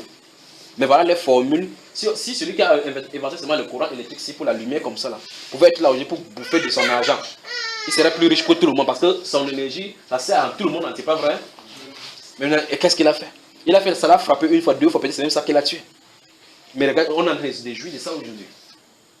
Il dit c'est pas de l'intelligence, quoi, ni la richesse aux intelligents, ni la faveur aux savants. Vous avez vu, non? Car tout dépend pour eux. C'est-à-dire que chacun des groupes qu'on a mis ici, tout dépend pour eux du temps et des circonstances. Vous entendez? Non, j'ai trop fréquenté. Il y a des gens qui sont nés le même jour comme toi, ils sont nés comme ça, leur père et leur mère est mort. Les deux sont morts. Il n'a pas eu la grâce de fréquenter comme toi. Donc, c'est par grâce que j'ai fréquenté, frère. C'est par grâce que j'ai fréquenté. J'ai fréquenté, tu fréquentes, tu as l'argent de baigner. Là, on te porte dans la voiture. Et même quand le jour où on te porte dans la voiture, tu boycottes que tu n'entres même pas parce qu'on t'a énervé à la maison. Il y a d'autres qui font 5 km pour aller à l'école par jour. 5 km aller, 5 km retour. Ils doivent retourner comme ça avant d'aller dans un champ qui est à 10 km pour porter du bois. Venir comme ça le soir pour qu'on leur dise maintenant que tu dois préparer la nourriture que tu dois manger pour le soir, frère. La personne se trouve à 21 en train de manger, il faut le monter encore en entamant avec 5 km. Toi, peut-être l'école est à côté de la maison, il y a même la voiture pour te transporter. Et tu dis que tu as trop fréquenté. J'ai trop souffert ici, j'ai trop souffert. Tu as passé par quelle école de souffrance? Donc faisons attention. La Bible déclare que tout dépend pour eux de temps et des circonstances. Et dans Daniel 2,22, la Bible déclare que c'est le Dieu du ciel qui contrôle les temps et les circonstances, qui sur la terre abaisse qui il veut, élève qui il veut. C'est Dieu qui dit cela dans la Bible.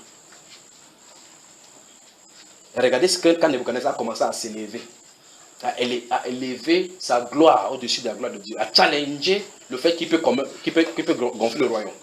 Jusqu'à ce que le Dieu du ciel envoie la nouvelle pour lui dire que je vais t'humilier pendant 7 années, vont t'effacer sur toi. Tu vas manger de l'herbe des champs comme des moutons.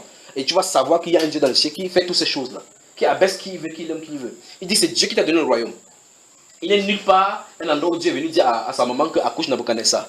Donner le nom de Nebuchadnezzar. Après il va dire au royaume que donne ça. Donc derrière toutes les circonstances qui te concourent pour que tu partes arriver à cette position-là, c'est Dieu qui est derrière de tout cela. Vous entendez ça, frère?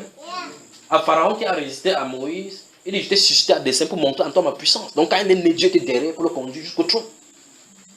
Vous entendez ça, frère? Dieu est à l'œuvre dans nos vies. Ne permettons pas ces sujets d'orgueil-là de demeurer en nous. Tout ce qui nous arrive, soit en bien, soit en mal, est sous la direction du Seigneur lorsque nous sommes dans sa volonté parfaite. Tout ce qui nous arrive, soit en bien, soit en mal, n'incriminez pas les gens dans vos affaires. N'incriminez pas les gens. Quand je dis n'incriminez pas les gens, c'est-à-dire que quand quelque chose arrive, n'accusez pas les gens. Ne doigtez pas les gens, laissez-les tranquilles. Ils ne sont rien là-dedans. Ils sont des marionnettes. Pour que Nebuchadnezzar a combattu pour aller au pouvoir, les gens qui sont allés combattre, Dieu avait préparé la victoire, que c'est ces gens qui vont gagner. Donc il faut qu'il y ait des gens à côté. Si c'est les élections, Dieu a compté les gens, même si c'est n'importe comment, Dieu va compter les gens, a disposé les gens qui vont faire que celui-là va au trône. N'incriminez pas les gens. Il est de la nature humaine de dire qu'il y a eu fraude ici, il y a eu ici. Mais quand on est du côté de Dieu, la vision est autrement. Vous me suivez, frère? Amen. Le Seigneur veut que si quelqu'un se trouve à un poste de travail, qu'il remercie le Seigneur pour cela et il regarde conséquemment que la vallée dans laquelle je t'ai fait passer pour que tu arrives ici, sache que certaines personnes comme toi se trouvent dans cette vallée. Un regard en bas pour retirer ceux qui sont là-bas dedans. C'est pour cela que Dieu t'a fait là-bas. Et si Dieu te met là-bas, tu commences à marcher sur les gens. Quelqu'un vient dans ton bureau. Vous savez, il y a des gens, tu viens pour t'humilier, pour te chasser, te donnent 500 francs. Là où tu habites, c'est 5000 francs. Tu as payé le transport, venir te donne 500 francs pour que tu sortes. Vous savez, il y a des façons pour dire à quelqu'un, ne viens plus chez moi. Et on dit comme ça le soir, on peut te mettre à genoux pour prier. Dieu va humilier les gens. Faisons attention. Faisons attention avec les frères et ceux qui vivent comme ça. Faites attention. Dis-lui que ce n'est pas par ta force que tu as voyagé. Ce n'est pas par ta force que tu travailles. L'heure de la récréation est terminée. Dieu va commencer à frapper. D'accord, frère? Que le Seigneur vous bénisse. Donc, je crois que monsieur a quitté de ces divers messages. J'ai dit tout à l'heure Genèse chapitre 27. Vous y êtes? Notez Genèse chapitre 37 aussi. On va lire deux versets là dans ces deux passages-là. Genèse chapitre 27. Nous abordons dans le troisième socle. Le troisième et dernier socle, qui certainement, Dieu voulant, va nous conduire sur plusieurs volets. Donc, c'est quoi la libération par le pardon. La libération par le pardon. Écoutez très attentivement. Même le thème là, c'est fort évocateur. Libérer quelqu'un par le pardon. Ça veut dire que, initialement, on est en conflit. Initialement, je suis en conflit avec quelqu'un ou quelqu'un en conflit avec moi. Et d'une façon ou d'une autre, je l'ai retenu. Quand on dit libérer, c'est quelqu'un qui a été captif, qu'on a emprisonné. Il faut libérer la personne. Notre cœur est un abîme grand et ouvert où beaucoup de compartiments de péché s'y trouvent. Tant que nous n'entrons pas de façon méticuleuse, là-dedans pour pouvoir disséquer comme ça, comme on dissèque par exemple le champignon, disséquer la viande pour pouvoir préparer la viande hachée, on ne doit pas trouver les éléments qui s'y cachent. Vous allez continuer votre vie chrétienne croyant que tout va bien. Et puis, à un moment donné, on prêche comme ça, vous voyez qu'effectivement, il y a quelque chose qui ne va pas. Et depuis, tu dis qu'on est chrétien.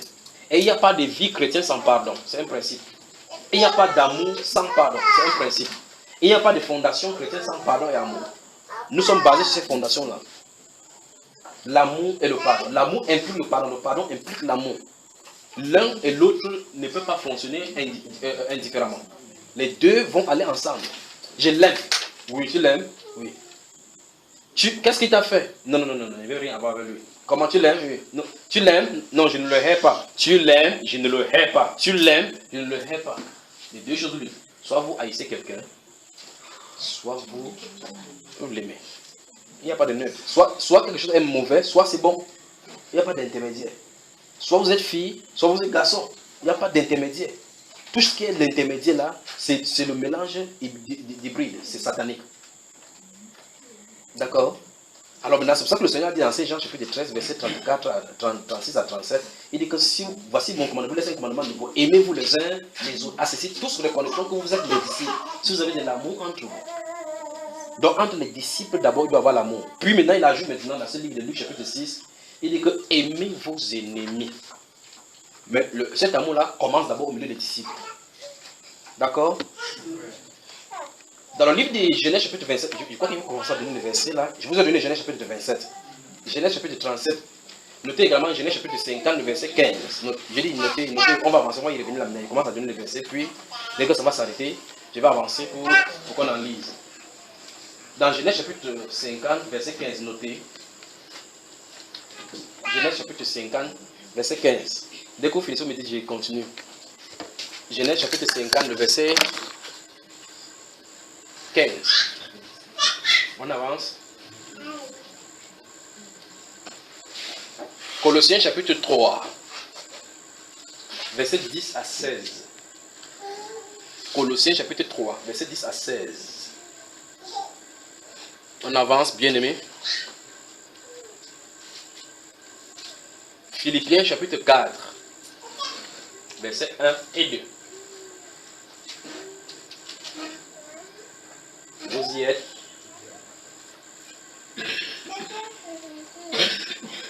Romains chapitre 5. Romains chapitre 5. Verset 1 à 9.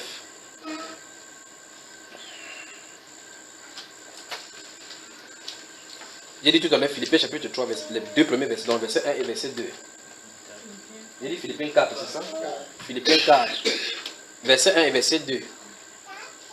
Colossiens chapitre 3, verset 10. Vous avez noté cela, verset 10 à 16. Vous avez noté? Romains chapitre 5, verset 1 à 9. On va les parcourir, maintenant on va commencer par les premiers versets que nous avons lus. Je continue, si vous êtes d'accord, je continue à donner. Jean chapitre 3, verset 15 à 20. Verset 15 à 20. 2 Corinthiens. 2 Corinthiens. Chapitre 5. Verset 19 à 20. Matthieu chapitre 18. Oui. Matthieu chapitre 6, verset 1 à 19. Matthieu chapitre 18. On va lire lorsque le moment viendra. Matthieu chapitre 6, verset 1 à 18.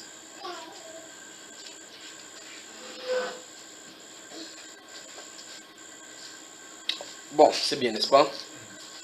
Libérer quelqu'un, au sens de ce message-ci, revient à pardonner absolument la personne et que le cœur en témoigne. Et que le cœur en témoigne. Il existe des tests pour savoir si oui ou non la chose est effective. Il y a les tests. Les tests, c'est: est-ce que tu peux parler de la personne avec bonté, sans ressentiment? Est-ce que si tu entends la voix ou la personne le nom de la personne ou bien la personne, sa voix, est-ce qu'il y a l'irritation contre la personne? Le plus grand de ces témoignages, frère, suivez attentivement, regardez ceci. Le plus grand de ces témoignages, quand il parle de témoignage, c'est le témoignage du cœur. C'est est-ce que je peux m'agenouiller, aller devant Dieu avec cette personne pour prier véritablement pour lui, étant sincère. C'est le vrai témoignage là-bas. Pas la qualité qu'on dit que non, je prie pour vous tous. Est-ce que tu pries pour moi? Je prie pour tout le monde. La personne a demandé pour moi. Est-ce que tu pries pour moi? C'est oui ou non. Non, je prie pour tout le monde. Et même pour le monde, là, tu ne peux pas prier pour tout le monde. Soyez attentivement, ne soyons pas hypocrites, d'accord? Nous voulons la vérité, pas vrai? Vous m'aimez, frère? Vous m'aimez, n'est-ce pas?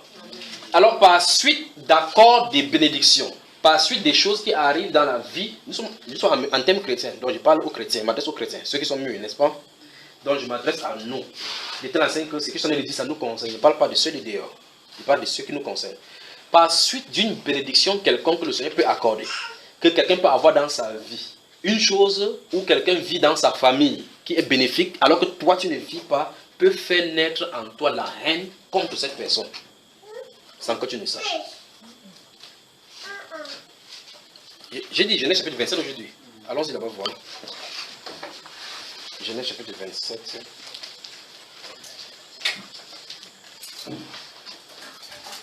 Genèse chapitre 27.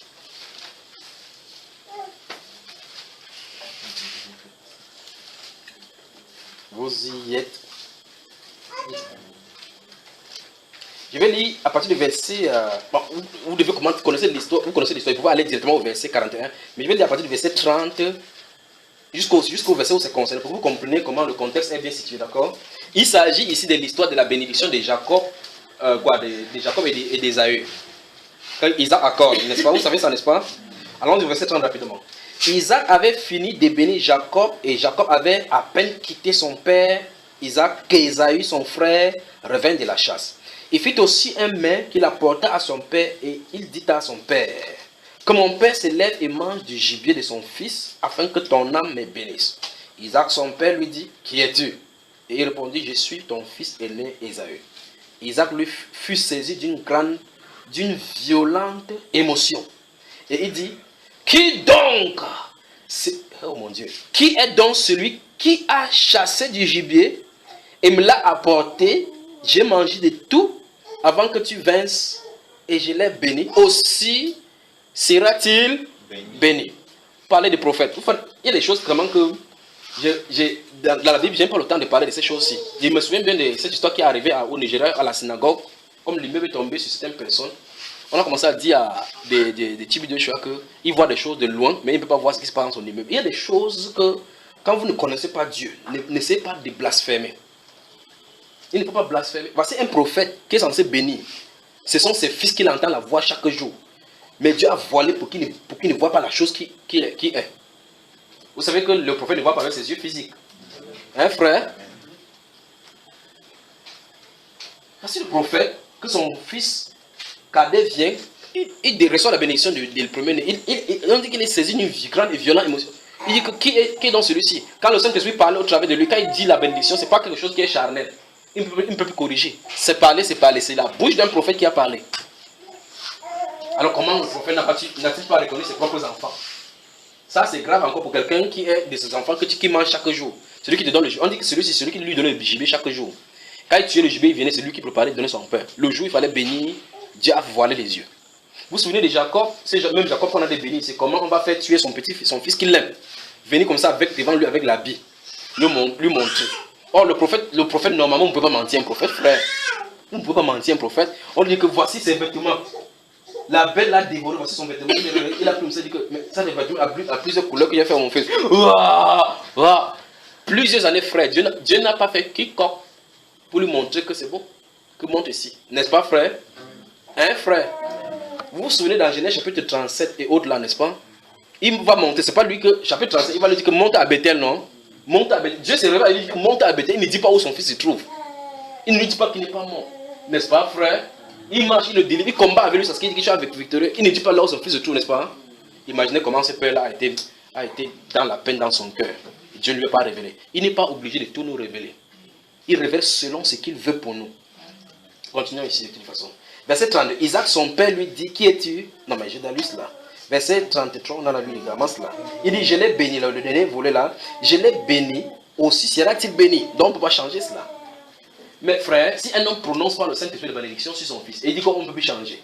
À combien de raison c'est que le Saint-Esprit lui-même a prononcé avant de descendre du ciel, que béni soit le Père, le Seigneur Jésus-Christ, qui nous a bénis de toutes sortes de bénédictions spirituelles dans les lieux célestes en Christ. Et on vient aujourd'hui, on dit que le chrétien va être maudit, que tu ne paies pas la dîme, tu es maudit. Tu parles. Verset 34. Lorsqu'Ésaü entendit les paroles de son père, il poussa de forts cris, pleins d'amertume. Et il dit à son père, bénis-moi aussi mon père, bénis-moi aussi mon père. On va chanter un cantique, vous permettez? Chantez mon cantique, apprenons le cantique là. Donnez à l'enfant ce que l'enfant veut. Chantez ce cantique numéro 57 ci. Vous chantez, vous savez chanter ça, n'est-ce pas? Non, jamais je n'irai dans le monde, car il n'y a que de la misère. Le péché est tellement immonde, pourquoi vouloir la mort pour salaire? Craindre Dieu, c'est là qu'est ma devise, elle donne joie et paix. Tout d'abord, dans ma vie ici-bas, puis quand j'aurai atteint l'autre rive, Ésaü avait le droit d'aînesse, mais nous savons qu'il le méprisa. Fatigué, revenant de la chasse, pour des lentilles, il vendit son droit. C'est Jacob qui fut alors béni, malgré qu'Ésaü pleura. Mais il ne put que voir sa folie, d'avoir tout perdu pour un repas. C'est Jacob qui fut alors béni, malgré qu'Ésaü pleura. Mais il ne put que voir sa folie, d'avoir tout perdu pour un repas. Amen. Sortez ici, chacun avec un cantique ici, et votre cantique. Donc photocopiez, prenez ça, vous photocopiez. C'est Jacob qui fut alors béni, malgré qu'Ésaü pleura. Mais il ne put que voir sa folie, d'avoir tout perdu pour un repas. Voilà autant de choses. Donc les gens qui mangent sans penser au lendemain, il a dit que le droit de naissance c'est quoi? Donne-moi le truc là, il veut manger, il veut mourir, sinon il veut mourir. On a donné à manger, il a dit que le droit de naissance c'est donne-moi cela, il ne savait pas ce que ça implique. Le droit de naissance est sacré. Donc même si tu as quelqu'un qui est né dans ta famille, qui est ton grand frère d'une minute, tu lui manques de respect, tu as manqué de respect dans l'autorité divine. Verset 34. Lorsqu'Ésaü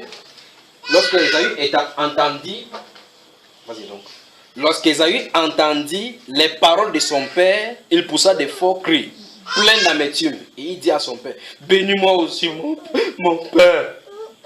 Isaac dit, ton frère est venu avec la ruse et il a enlevé ta bénédiction. Et Ésaü dit, est-ce parce qu'on l'a appelé du nom de Jacob qu'il m'a supplanté 2 fois? Il a enlevé mon droit de naissance. Et maintenant, qui vient d'enlever ma bénédiction, et il dit, n'as-tu recevé des bénédictions pour moi? Isaac répondit et dit à Ésaü, voici, je l'ai établi ton maître. Vous entendez ça, frère? Il a établi ton maître, et je lui ai donné tous ses frères pour serviteurs. Je l'ai pourvu de blé et de vin.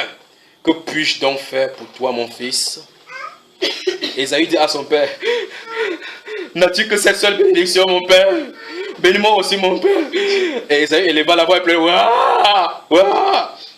Isaac, son père, répondit et lui dit, voici ta demeure sera privée de la graisse de la terre. Frère, même si son père voulait dire quelque chose de bon, il dit, c'est à vous qui courez chez le pasteur que le pasteur bénis-moi. Vous attendez qu'il vous dise quelque chose de bon. Dites quand vous dites la position de Dieu pour que vous sachiez en quoi vous en attendre. Et quand on ne vous dit pas que tu vas voyager, que tu irais partout là, tu regardes, tu commences à chercher des voies et moyens pour avoir le passeport, le visa, on bouffe ton argent, l'argent que tu pourrais développer un business sur place. Vous commencez à voir parce qu'on a dit qu'il faut accomplir les prophéties là. Quand Dieu vous dit que vous allez voyager, frère. s'il a dit que vous allez voyager, et que c'est vrai qu'il a dit que vous allez voyager, celui-ci, quand il a dit n'importe quoi, vous savez, enfin, lisez seulement la vie de Jacob et voyez comment les bénédictions là vont le suivre. On monte, on descend, les ans de montagne, des Seir et des dômes vont servir Israël. Les voilà là-bas, on ne peut pas les détourner. Vous suivez ça, frère? En 2000, je me souviens plus en 2000, combien, quand je suis allé au Nigeria, comme je vous raconte chaque fois que Dieu m'a envoyé au Nigeria, et puis il a dit, ce qui va se commencer là-bas, je t'amène ici afin que tu vois les abominations qui se font en mon nom. Il m'a dit en 2009 que tu iras au Nigeria. Vous savez, je n'ai aucune idée pour aller au Nigeria. D'abord, vous savez, j'aime ce pays. Aucune idée pour aller au Nigeria. Je dis, va au Nigeria faire quoi? J'étais en train de lire un de ces jours, j'étais sur mon lit comme ça. J'avais une position où je vais mettre les oreillers, j'étais en train de lire. Subitement, il vient là, je lis le livre, que ça n'a rien à voir, n'importe quoi. Il dit, tu iras au Nigeria. Vous savez, certaines choses arrivent si vous êtes seul. Si quelqu'un est là, tu vas dire, frère, tu vas dire quoi? Mais il n'y a personne, vous êtes seul dans la chambre. Il dit, tu iras au Nigeria. Je ferme le livre. Qu'est-ce qui se passe? C'est pas avec ici, c'est à l'intérieur que ça se passe. Donc tu vas chercher à l'extérieur, tu ne trouveras pas ça à l'intérieur. Tu iras au Nigeria. Je reste tranquille, au Nigeria. Subitement, ma femme m'appelle. Je crois que je lui avais dit que je vais aller au Nigeria. Au Nigeria, ouais. Frère, je n'ai pas de passeport. Pour aller dans un pays, au moins il faut savoir là où tu vas. Quelqu'un comme moi qui vit avec en moyenne 25 francs par mois. 25 francs CFA, frère, par mois. Riez bien. C'est mon histoire à moi. 25 francs, il est en moyen. Mon standard c'était 25 francs CFA par mois. Que je pouvais avoir. Donc pour avoir une dette de 100 francs CFA, ça me tue. Vous riez là dehors. Hein? Chacun à son tour. Alors, je suis là, il dit, tu vas aller au Nigeria. Au Nigeria. Frère, au nom du Seigneur Jésus-Christ de Nazareth. 2 minutes après que j'entends, je suis en train de méditer sur cette voie, le téléphone sonne, je vois plus 234. C'est l'indicatif du Nigeria. Plus 234 sont sur le téléphone. Je regarde le téléphone, je dis que l'affaire c'est sérieux. J'ai dit, allô? Vous savez, en ce temps-là, on dit, il y a des gens qui appellent avec les numéros, on dit que si tu réponds, quelque chose va arriver, quelque chose comme ça là. Et il y a la phobie du fait qu'on dit que du Nigeria, là, les sorciers sont au Nigeria. Mais je suis serviteur de Dieu très haut. Une fois venu me dire, tu vas aller au Nigeria. Je prends le téléphone et je décroche. Tu es où depuis? Je cherche ton numéro depuis jusqu'à. Dieu m'a mis à quelqu'un, il faut que tu viennes vraiment ici. C'est un de mes amis avec qui j'ai fréquenté plusieurs années qu'on ne s'est plus jamais vu. Je ne sais pas comment il a fait pour avoir mon numéro.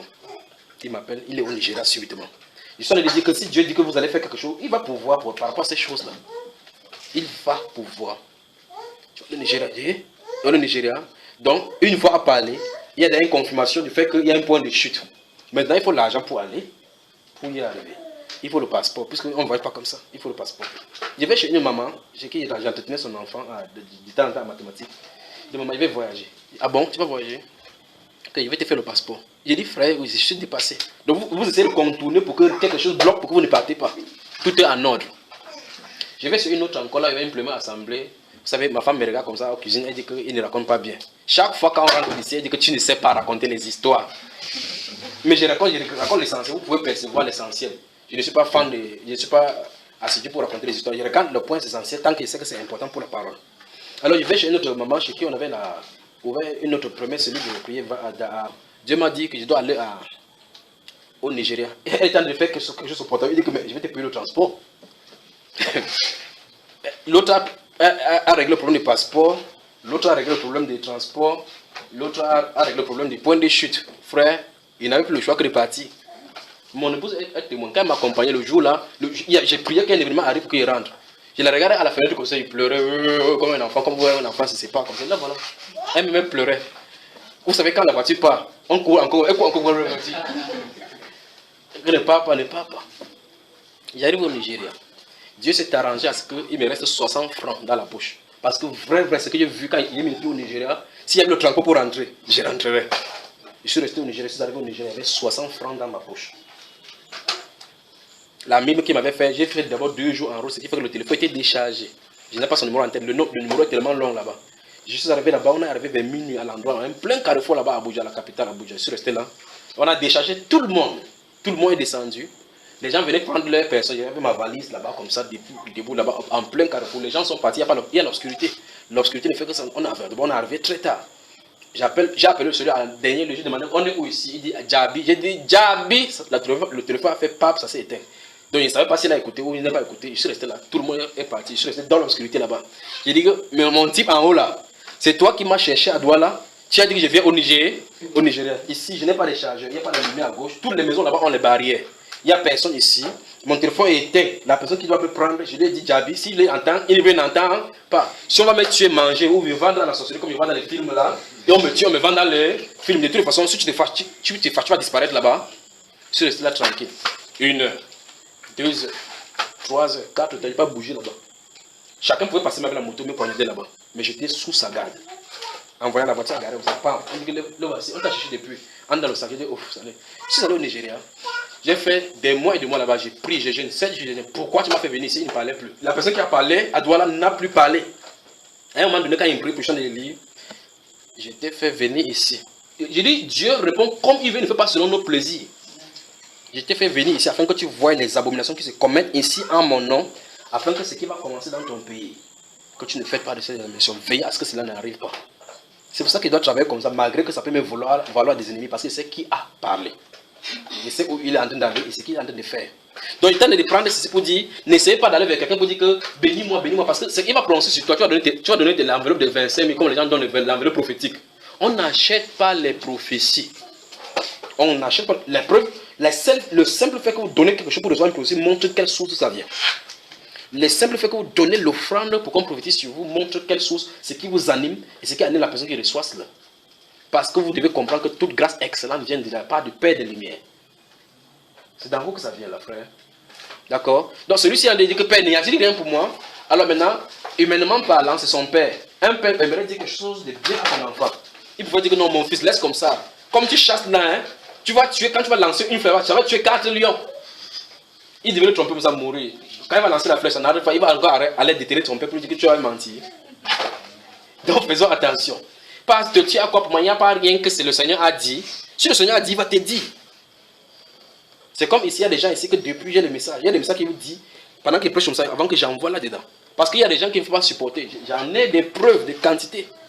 Des gens viennent à la maison. Frère, dis-moi. Je dis à l'autre, tu n'es pas prêt à supporter la vérité.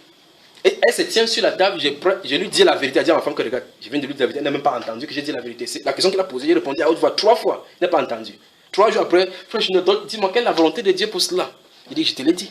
Ma femme dit, il t'a dit, justement là-bas, il m'a même dit qu'il t'a dit. Il t'a dit 3 fois. Il dit, hein? Il m'a dit, c'est quoi alors? Je lui dis maintenant clair. La maladie l'a attrapé. La personne qui disait que non, je suis prêt à supporter. Je suis prêt à supporter la vérité. Mais qu'est-ce qu'on fait? On attend quand tu te tiens là-bas, on presse là, on met ça à l'intérieur. Ton esprit entend, ta chair ne comprend pas. N'allez pas, ne courez pas, quelle est la volonté pour moi? Qu'est-ce que Dieu va me dire? Qu'est-ce que Dieu va dire? Qu'est-ce que Dieu va te dire? Va parler. On a dit que Junior a accès à lui seul. On a dit que vous avez vu quelque part là-bas que par lui, Junior a accès. Les uns, les juniors. C'est écrit là-bas que par lui, nous avons accès à haute voix. Les uns, les autres, là, c'est mon nom. C'est le nom du pasteur, du prophète.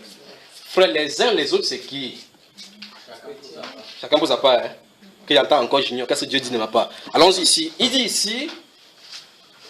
Regarde, verset 39. Isaac, son père, répondit et lui dit, voici ta demeure sera privée de la graisse de la terre. Qu'est-ce que de bénédiction un père peut donner à son enfant? Vous voyez, si c'était sur le contrôle de l'homme, il dirait de bonnes choses. Mais ici, c'est le contrôle du Saint-Esprit. Quand il ouvre sa bouche, c'est Dieu qui parle. Vous saisissez ça? De la même façon, quand Balak va prendre Balaam de venir maudire Israël, il a la volonté d'aller maudire. Il dit, placez-moi ce taureau ici avec cette holocauste. Il donne le holocauste, c'est net. Tout l'offrande qu'il donne, pour qu'il n'y ait pas d'obstacle devant Dieu est donné. Il donne véritablement bien ces 7 mots. Il donne 7 là-bas, il donne 7 là-bas. Donc tous en égalité, prophète. Mais Dieu a d'abord prononcé quelque chose depuis Genèse, et ceux qui te béniront, je maudirai ceux qui te maudiront. Il ne peut plus changer cela. Il s'est tenu là, il avait la bouche que je vois Israël dans sa tente. Frère, l'autre dit que, mais madame, j'ai dit que tu les maudis. Il dit, je n'ai plus rien fait. Quand tu es encerclé par le Saint-Esprit, il ouvre la bouche, ok. Si tu ne veux pas les maudire, ne les bénis pas. Lève-toi, Balak, je te dis que ce que ce peuple fera ton peuple dans la suite des temps. Voici, ainsi parle le Seigneur. Celui qui, ainsi parle Balak, parole de Balak, fils de Beuzon. Celui qui se prosterne et les yeux s'ouvrent. Balak dit, on ne parle pas. Alléluia. Donc quand tu es sur le couple de Saint-Esprit, on ne peut pas faire autrement. Il n'y a plus de... Quand le Saint-Esprit entre en action, ce n'est plus mon frère. C'est pour ça que quand Jésus s'est tourné là-bas, il a regardé Marie, il a dit, femme, qu'y a-t-il entre toi et moi? Il a accouché la chair, n'a pas accouché le Saint-Esprit. Marie n'est pas la mère de Dieu. Vous comprenez cela, n'est-ce pas? Elle n'est pas l'épouse du Saint-Esprit. Pour être l'épouse, il faut consommer le mariage. Le Saint-Esprit n'a pas consommé le mariage avec Marie. Ah, catholique là. Il dit, ta demeure sera privée de la graisse de la terre et de la rosée du ciel d'en haut. Mon Dieu. Verset 40, tu vivras de ton épée. On le voit là-bas. Et tu seras asservi à ton frère. Mais en errant librement ça et là, tu briseras son joug de dessus de ton cou. Donc voilà sa seule bénédiction. Essaie d'esquiver, mon ami. Esquive ton frère. Tu pourras vivre un peu bien. Verset 41, c'est là on en avait. Et Ésaü conçut de la haine contre Jacob à cause de la bénédiction dont son père l'avait béni. Et Ésaü disait en son cœur, soulignez verset 41. Les jours du deuil de mon père vont approcher et je tuerai Jacob, mon frère. Dans le premier passage. Vous y êtes? C'est pour cela qu'à l'entrée ici, je disais, par suite des circonstances, un événement peut arriver à ton frère qui est à côté, soit dans la maison, soit au milieu de l'assemblée comme ça. Quelqu'un reçoit une bénédiction de la part du Seigneur. Au lieu de glorifier le nom du Seigneur qui se manifeste comme ça, en donnant à son peuple, à quelqu'un, en répondant aux prières, ou bien certaines interrogations de certains, au lieu de rendre grâce à Dieu comme ça, comment ça dit que elle a fait quoi pour mériter cela? Moi je suis dans la foi depuis avant elle, non? Ce n'est pas une compétition chez Dieu. Nous sommes sur la terre, pas vrai? Pendant qu'un pays accumule les saisons sèches, les saisons sèches, parce qu'il implore qu'une goutte de pluie tombe. Cette même goutte de pluie en train de tuer les gens de l'autre côté. Les gens sont des suppliés, dire que Seigneur, fais que le soleil sorte, parce qu'ici, les noms sont venus tuer. D'autres personnes sont de l'autre côté, que Seigneur, fais tomber la pluie, la sécheresse va nous finir ici. Pas vrai, frère? Et le soleil là sort du ciel, et la pluie là sort du ciel. Et c'est Dieu qui fait l'un et l'autre. Donc maintenant, si le soleil sort de l'autre côté, le soleil va tuer les gens en haut. Souvenez-vous de ce qu'il dit ici quelques jours. Que le moment sur la terre ici, il y aura des intermittences quelque part. Des excès, des inondations de part et d'autre, des chaleurs quelque part où les gens vont mourir famés. C'est ça, frère? Ça arrive, c'est devant. C'est programmer une crise alimentaire. C'est un décret du haut. C'est programmé, ça va toucher la terre, ça va créer des problèmes monétaires sur la terre. Les banques, tous vos économistes, là, les plus grands savants, vont devoir faire une réunion et penser. Et quelqu'un va se lever en ce milieu-là pour parler de Dieu, pour eux. Pour qu'ils comprennent qu'il y a un Seigneur dans le ciel et sur la terre qui contrôle tout sur la terre. Ça arrive. Si ils pouvaient seulement me mettre là pour dire en détail ce qui va arriver, c'est pour ça que je suis obligé de donner certains clichés comme ça. Alors, dans votre vie, il faut surveiller donc les bénédictions de quelqu'un. Les bonnes choses que quelqu'un reçoit ne soient pas une occasion de haine dans votre cœur. C'est ça que je suis en train de dire. Regardez, celui-ci a entendu que son frère a été béni. Bon, maintenant, c'est son frère, n'est-ce pas? Il sera béni de la rosée du ciel, de la rosée de la terre. Bon, si c'est son frère, ça se passe qu'il peut collaborer avec lui pour manger. N'est-ce pas, frère? Pourquoi donc la haine sur le cœur? Parce qu'il aurait souhaité être aussi autonome pour la compétition des bénédictions. Vous voyez ce que ça a engendré, la haine sur le cœur. Et cette haine va aller jusqu'au chapitre 37, jusqu'au chapitre 37. Et c'est étendu maintenant dans sa lignée. De telle sorte que même si quelqu'un est calme comme ça, c'est un serpent. Il a toujours la haine sur le cœur. La haine sur le cœur. Il dit lorsque le deuil, il attend que son père meure. Il n'est pas sûr, il est sûr que c'est son père qui va mourir avant lui. Il dit lorsque le deuil de son père, attends, je vais traiter les garçons là. Quand le deuil passe comme ça, il va me sentir. Vous comprenez pourquoi la terreur avait envoyé son frère lorsqu'il va rencontrer Ésaü, n'est-ce pas? Même si il a donné le cadeau n'importe quoi, le gars dit que le cadeau ne suffit pas, c'est lui qui va me dire pourquoi il a pris mon droit de naissance, il a pris ma bénédiction. J'ai souffert dans le désert comme ça à cause de lui. Je vais le faire en découdre. Donc les bénédictions des uns et des autres, les promesses de Dieu s'accomplissent dans la vie de quelqu'un. La façon que tu vis par exemple dans la pauvreté et que quelqu'un vive dans l'aisance et qui est sorti la tête de l'eau peut être pour toi une occasion de haine de façon sournoise dans ton cœur sans que tu ne le saches. Alors ça crée donc les dissentiments, les haines, les antagonismes, les querelles sans nom. Vous voyez donc dans la famille, pour rien comme ça, les querelles naissent. Il dit pour rien, les querelles naissent. Pourquoi? Parce que quelqu'un qui a fréquenté dans la famille aimerait que ce soit lui qui soit vu dans la famille. Il aimerait comme ça. Subitement, le Seigneur suscite quelqu'un qui n'a pas le CPE de trouver un bon travail, bien positionné. Et lui, la personne avec son diplôme, avec tout son travail, son savoir, veut commander. Mais il n'a pas la possibilité de commander. Celui qui a les moyens montre qu'avec mon CPE dépasse ton bac. La compétition commence, la jalousie commence. Tu entends l'enfant de tel, quand l'enfant de tel est habillé. Tu envoies même ton enfant là, quand il achète l'habit, il veut montrer, même si tu achètes sans intention, il veut montrer qu'il a l'argent. Tu fais un don comme ça, on lui a dit que je manque de riz ici.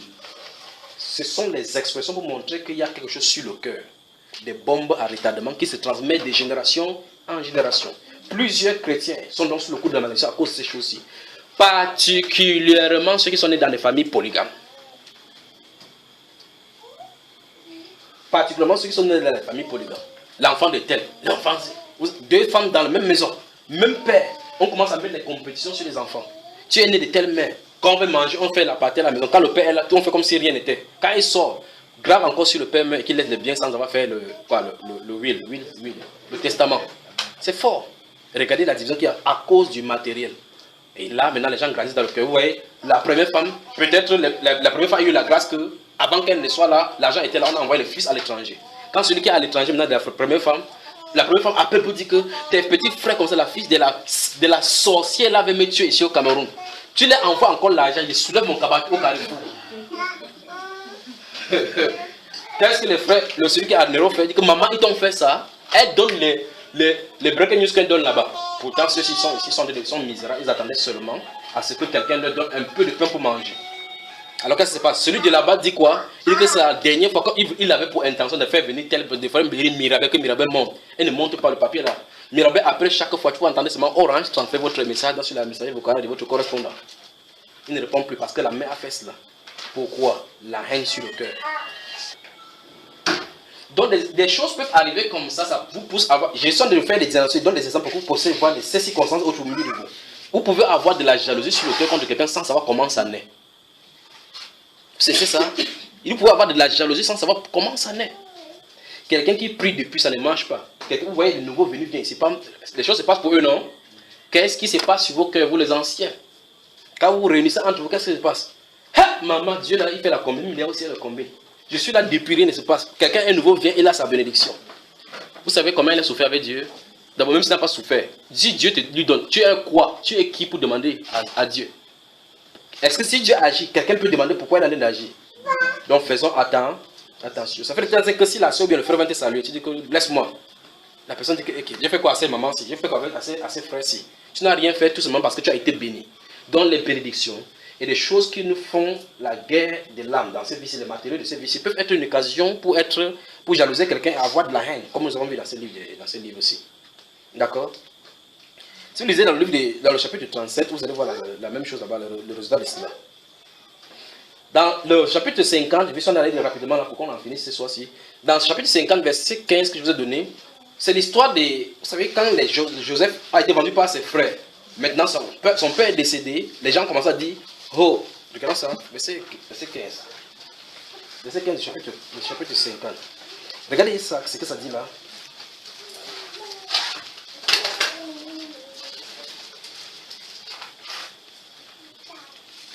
Chapitre 50, verset 15, c'est ce qui est donné aujourd'hui, non? Regardez. Quand les frères de Joseph virent que leur père était mort, ils dirent, si Joseph nous prenait en haine et nous rendait tout le mal que nous lui avons fait. Donc, le fait que quelqu'un t'a fait quelque chose de mauvais peut être un sujet de haine contre ton cœur et contre ta propre vie. Écoutez très attentivement, il faut que vous saisissiez l'importance de ces choses-ci. C'est que, si vous retenez quelqu'un captif dans votre cœur, vous êtes vous-même captif avec la personne que vous avez retenue. Votre destinée avec.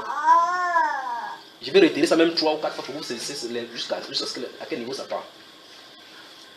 Si vous retenez quelqu'un captif sur votre cœur, dans votre cœur, et vous refusez de pardonner, vous venez de vous rendre captif vous-même avec cette personne-là et toute votre postérité avec.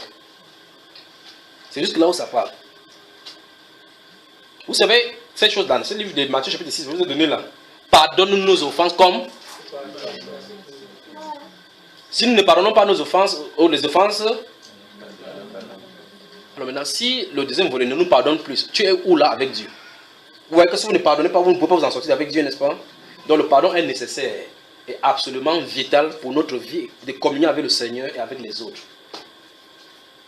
D'accord?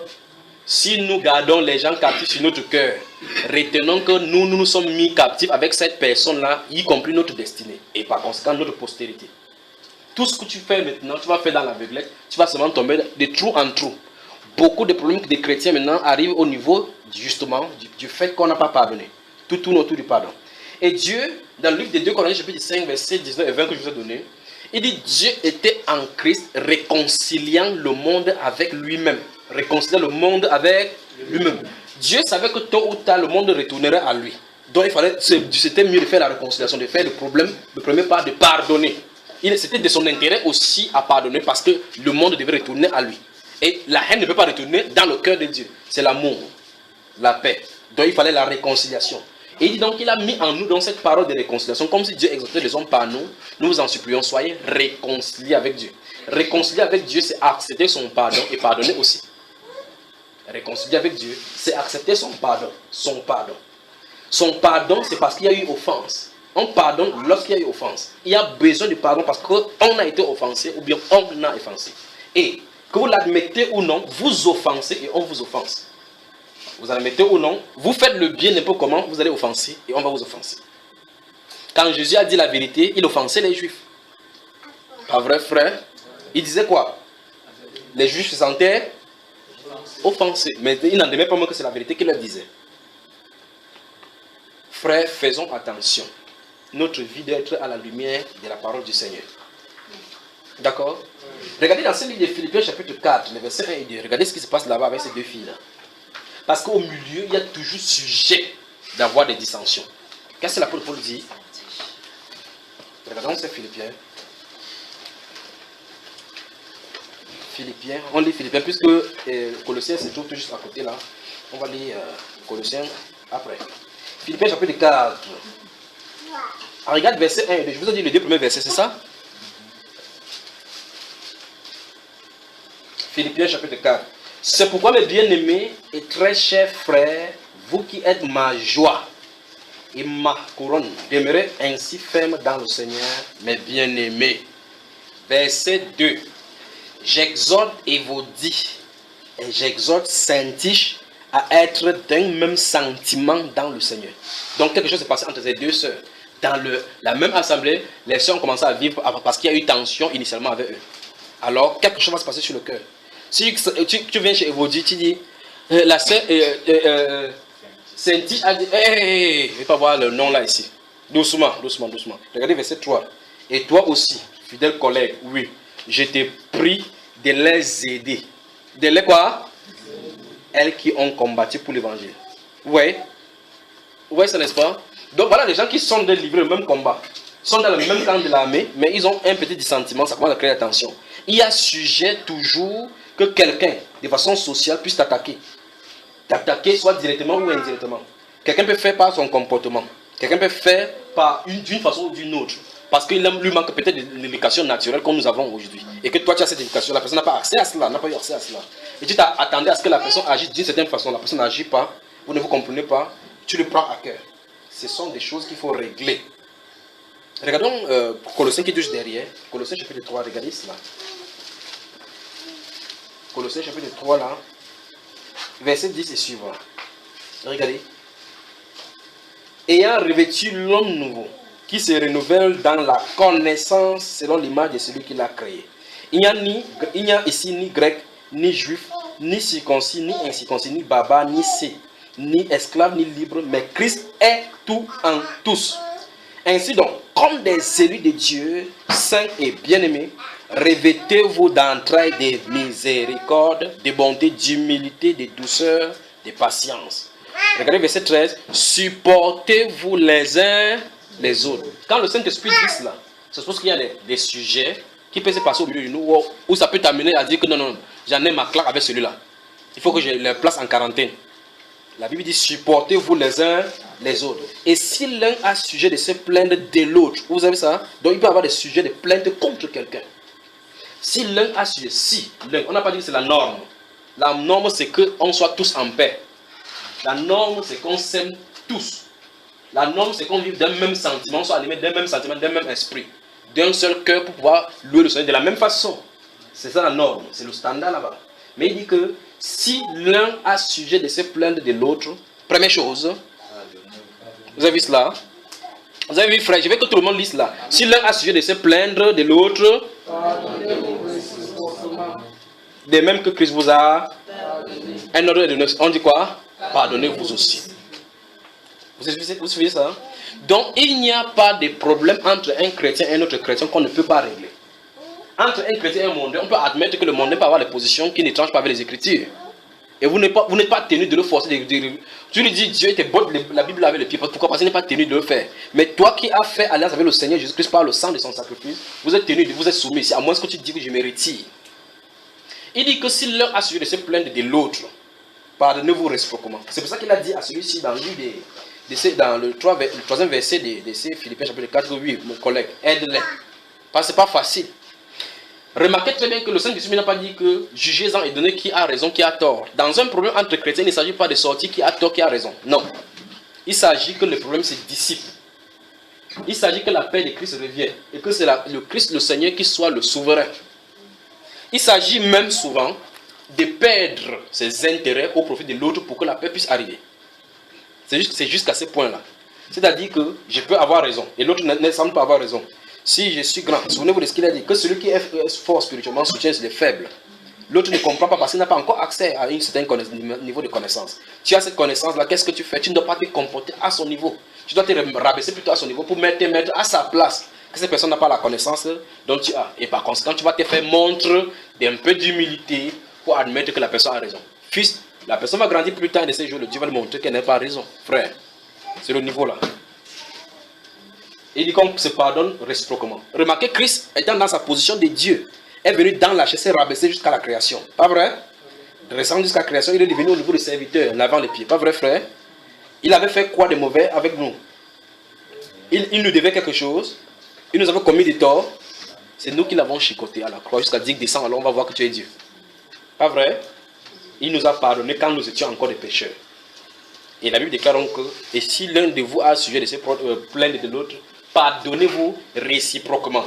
En milieu chrétien, le Saint-Esprit donne l'ordre que si l'un pardonne, l'autre doit pardonner. C'est ce qui vient d'être écrit là-bas. Pardonnez-vous réciproquement veut dire que l'un l'autre. D'accord? C'est pas que frère pardonne-moi, tu dis que oui, je te pardonne, mais pour moi, ce n'est pas encore fini. C'est pas ça. Il dit pardonnez-vous quoi? Réciproquement. De même que Christ vous a pardonné. Nous acceptons le pardon de Christ parce que de son côté, c'est déjà réglé pour nous. Vous saisissez ça, frère? Du côté du Seigneur Jésus-Christ, son pardon pour nous a déjà été accordé. C'est pour ça qu'il est mort. La preuve qu'il nous a pardonné, c'est qu'il a donné sa vie. Et il ne donnera plus sa vie pour une deuxième fois. Parce qu'il nous a déjà pardonné. Dis à ton prochain maintenant, pardonne. Quel qu'en soit ce qu'on te fait, pardonne. Tu as intérêt. Parce que ta vie en dépend. Pointe-le au bout du nez maintenant, je vais dire quelque chose, pointe-le. Si tu ne pardonnes pas, il devient clair et évident que tu n'es pas un chrétien. Bonne soirée, bonne soirée, bonne soirée. On va voir la suite la prochaine fois. Que Dieu vous bénisse.